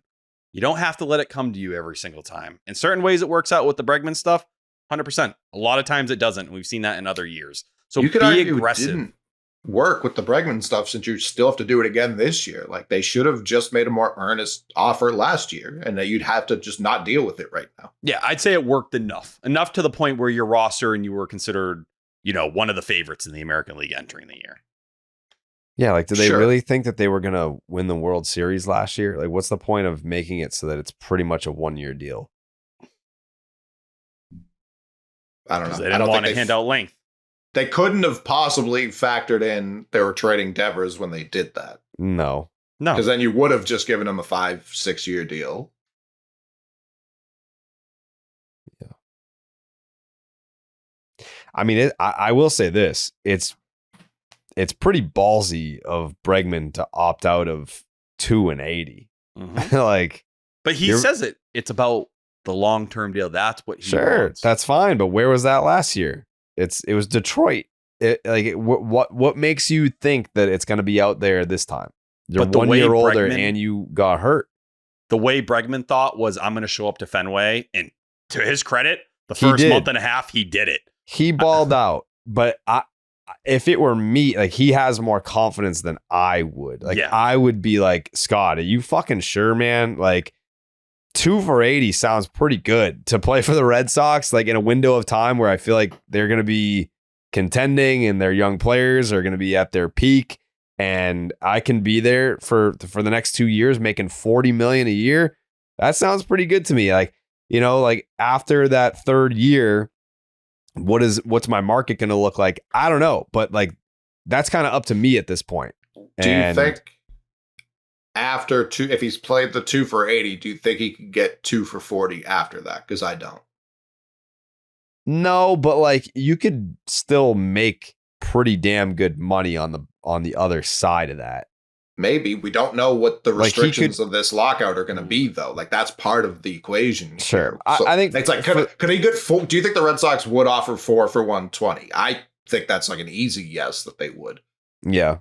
So that's more than 2 for 8. I'm also not factoring in the lockout being a full year. Like, I don't think we're losing. No, I don't think so either. Season. I don't think they're going to lose the season, but I do think the repercussions are going to be more severe than the last one. Like, I don't think money is going to be flowing so abundantly after the lockout like it did the last time. Why? The revenue and ratings are up.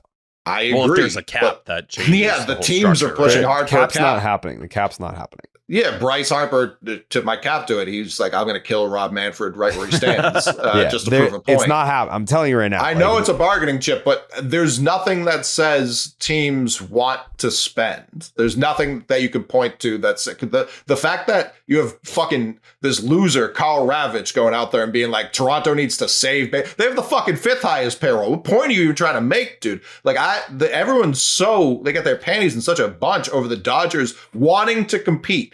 And again, this is the number 1 team in terms of taking their made revenue and reinvesting it in their own team. They're number 1. And that's percentages. That has nothing to do with total value. Other teams are making more money and not reinvesting it in their team the way the Dodgers are. That's what people should be mad about. I agree. Red Sox included.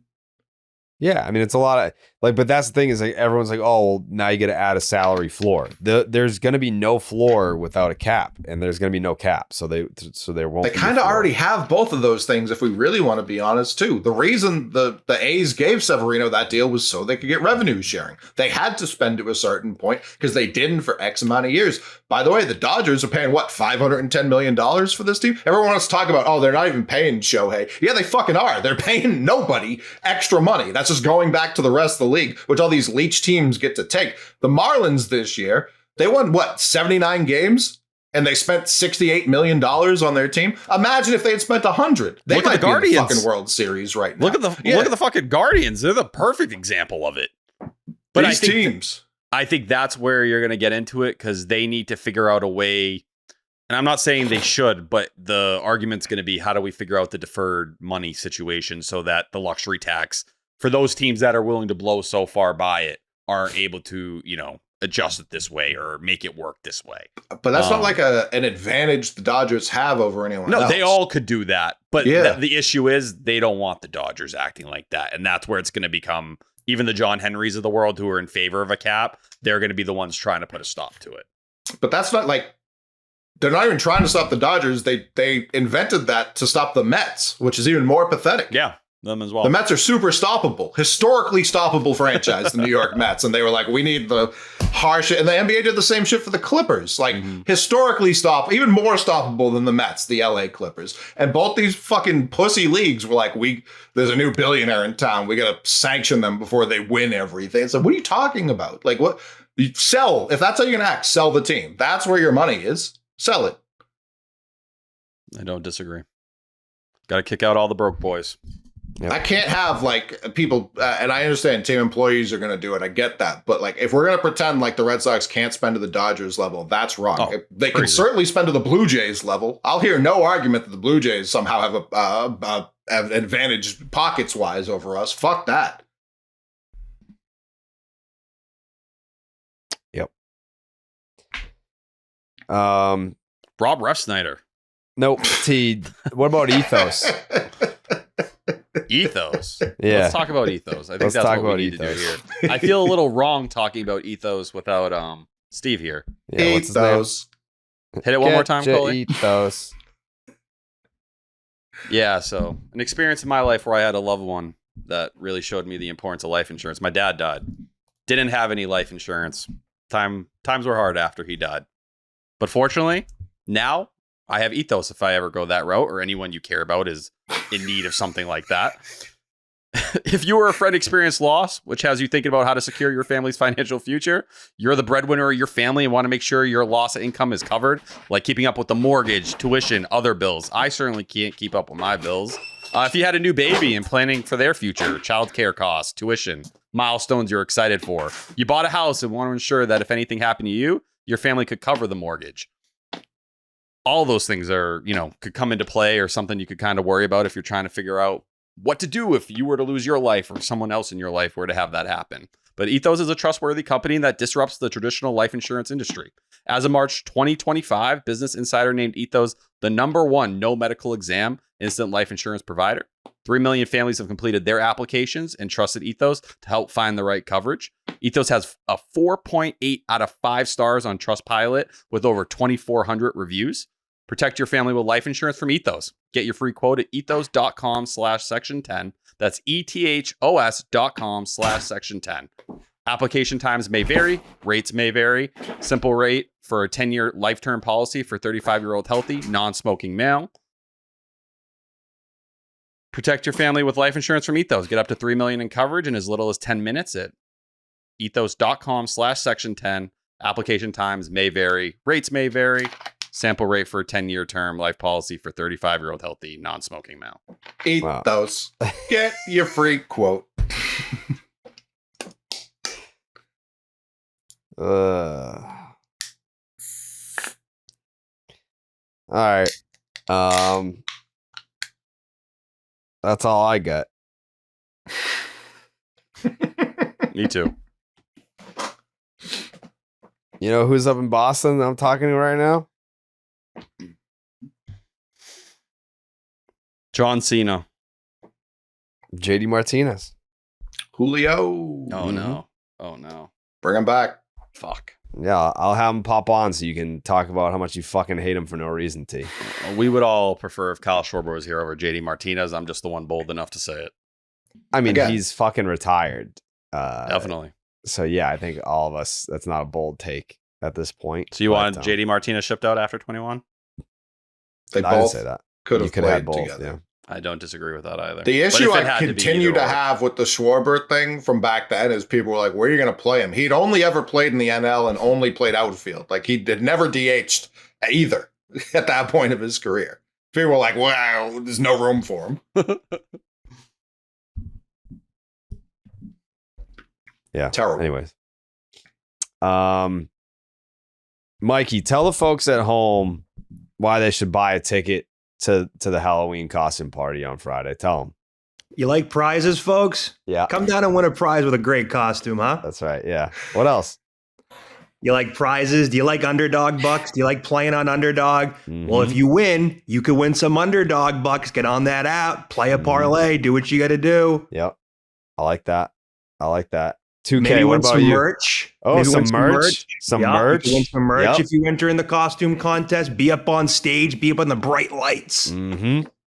It's pretty fun up there. 2K, give me a reason why people should buy a ticket to this Halloween costume party. Yeah, absolutely. You guys want to spend a night with the fellas? I think that's a great idea to come down on Friday night. I agree. Do you have a costume picked out, 2K? Working on it. Okay, so He's been grinding. He hasn't had time to make a costume. No. Every 5 minutes, you're like, 2K, when someone spills exactly 3 peanuts in the crowd, we need a sound for that. He's like, got you, boss. The entire Just the Nuts soundboard is a Bagzewski masterpiece. Like, we've got just to let you know, if you're not one of the stream watchers, which again, crazy that you're not. We've got the Jovi horn, we've got the game ending, we've got the nugs, we've got a web gem, we've got the strikeout, we've got the Water Country run scored, we've Double got the play. Death Star, we've got the walk off, we have when someone's pick'em hits, we have Train saying Jesus Christ, we have a double play sound, and we have a Dallas rally rip sound. And banging dudes. And banging dudes. Jesus Christ. I banged this dude. Yeah. Yeah, I mean, I've got- the T. I'm trying to think about how I want to word this. Okay, I'm going to go then. Thank you. I've got a reason. I've got a reason people should go to the party on Friday, Jerry. Why is that? Dan Peralt's going to be there. That's yeah. DP's gonna be in the house. I found that out last night. Stevie dropped that on us. Believe so. Yeah. Yeah, that's huge. That is probably the reason why I'm going. My That's mom's it. going to be there. What Wow. is she gonna be? A hippie. Oh yeah, you told me that. My sister is going to be Like She is Scottie Beyonce Pippen? in what's that movie? Austin Powers. I've never seen it. I don't know. You ever saw Austin Powers? What's that? Austin no. Powers 2, maybe? Yeah, I believe 3. so. 3? Oh, 3. Oh, What's that movie? Once Upon a Time Before Hollywood. don't care. Once upon a time in Hollywood. I Yeah, believe. those Yeah. hippies. Yeah, so more like Beyonce. Yeah, in Hollywood. Is that Gold member? Yeah. Yeah. Yeah. Oh, what I wanted to ask. Yeah. How's Train's face? Beautiful. No, we haven't done an update since the incident. She's a mess, dude. Like she If I said that, I'd get banged. Let's be real. yeah, but like she actually is a mess. Mm. Want we call her? Sure. Yeah. She's probably sleeping, but No, wake her up.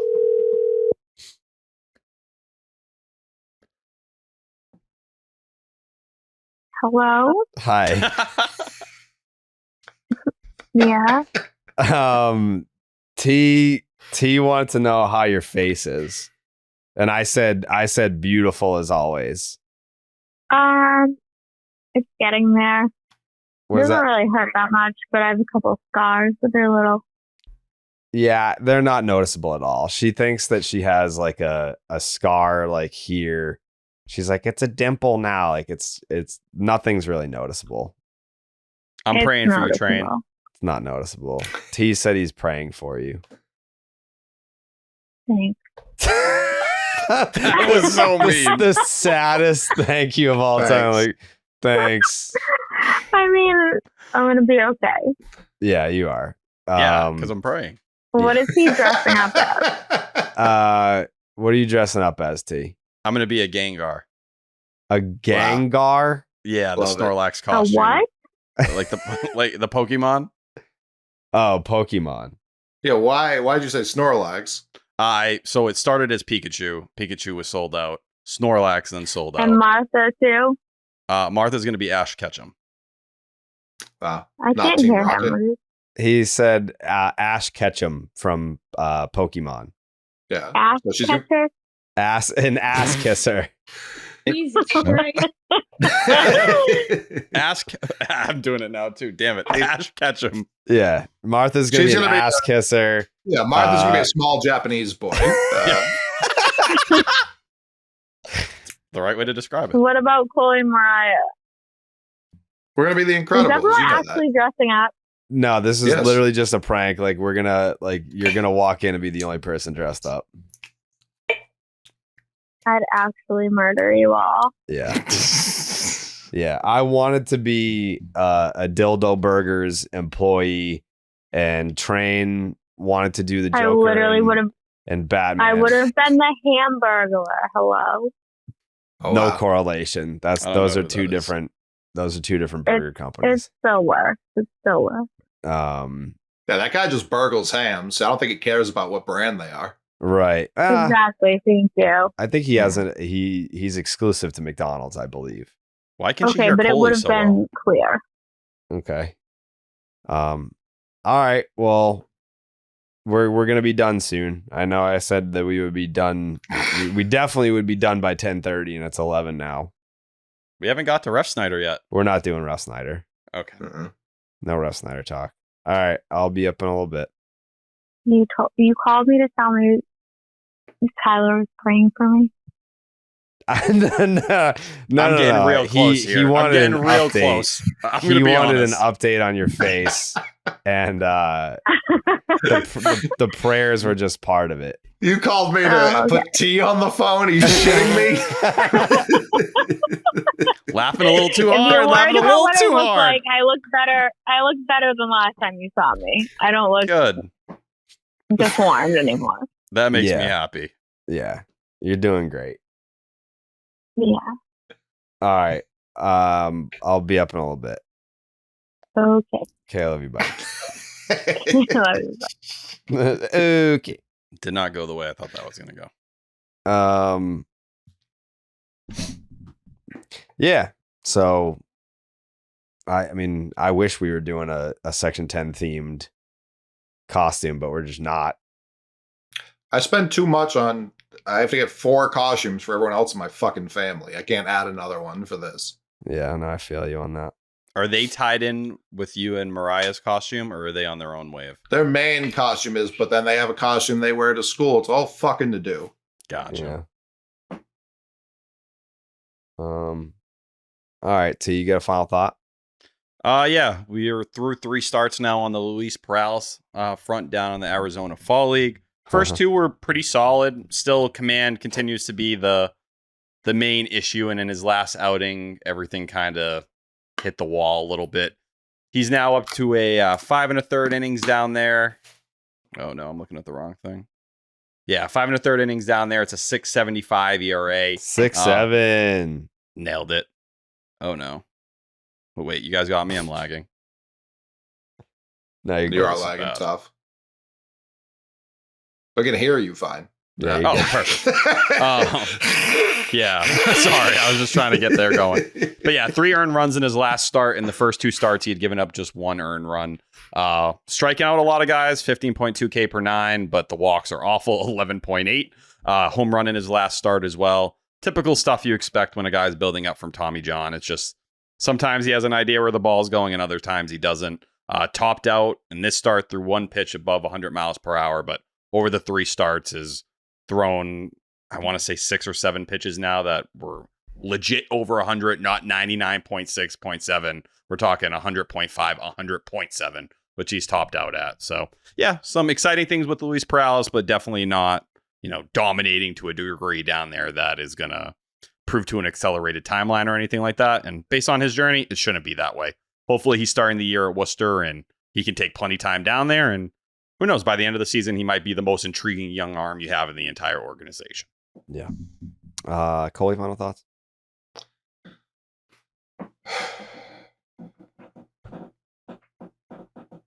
No, I'm just real happy Train likes me more than she likes T. Oh, it's not even close. Yeah. I talked to Train. You guys don't see it. She talks to Martha at all the events. I know. Yeah.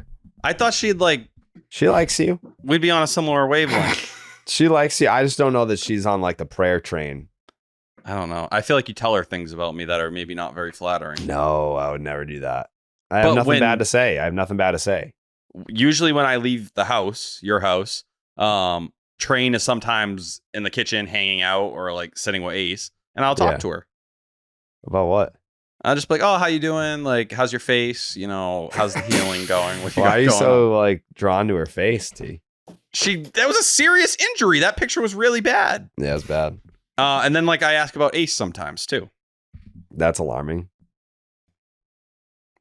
That's probably why she's nervous. Talk to her about that.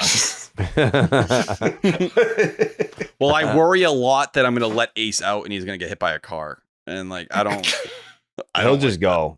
Yeah. That's what happened to my first dog. I don't want it to happen again. We know. Yeah. Rest in peace. All right. When will we be back? Nobody knows. Next week at some point we'll do an episode. It's just you gotta hang with us. We're doing our best. It's a lot of content. It's a lot of syncing up schedules it's very difficult, but when we can do an episode next week, we'll give you one.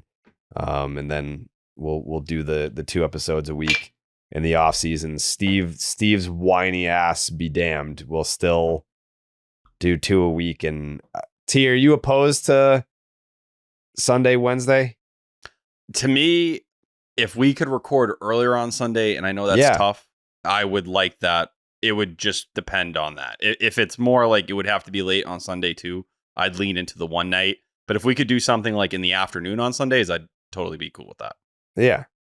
Yeah. I just know it's not always possible. So like, but whatever works best for everyone. Like it's not about me, so. Yeah, we'll figure it out. All right. Hopefully see everyone on Friday. If not, then I'm gonna fucking retire and you'll never see or hear from me ever again if we can't get enough people to come to this. Yeah, if you're worried about when the next episode is going to be, just come on Friday and talk to us. It's the same thing. Yeah. It's my pinned tweet on Twitter. The tickets, $12, and all the proceeds go to Dana-Farber. So hopefully you're not a shitty person and you come. You know what I'm saying? All right. Buenas noches, amigos.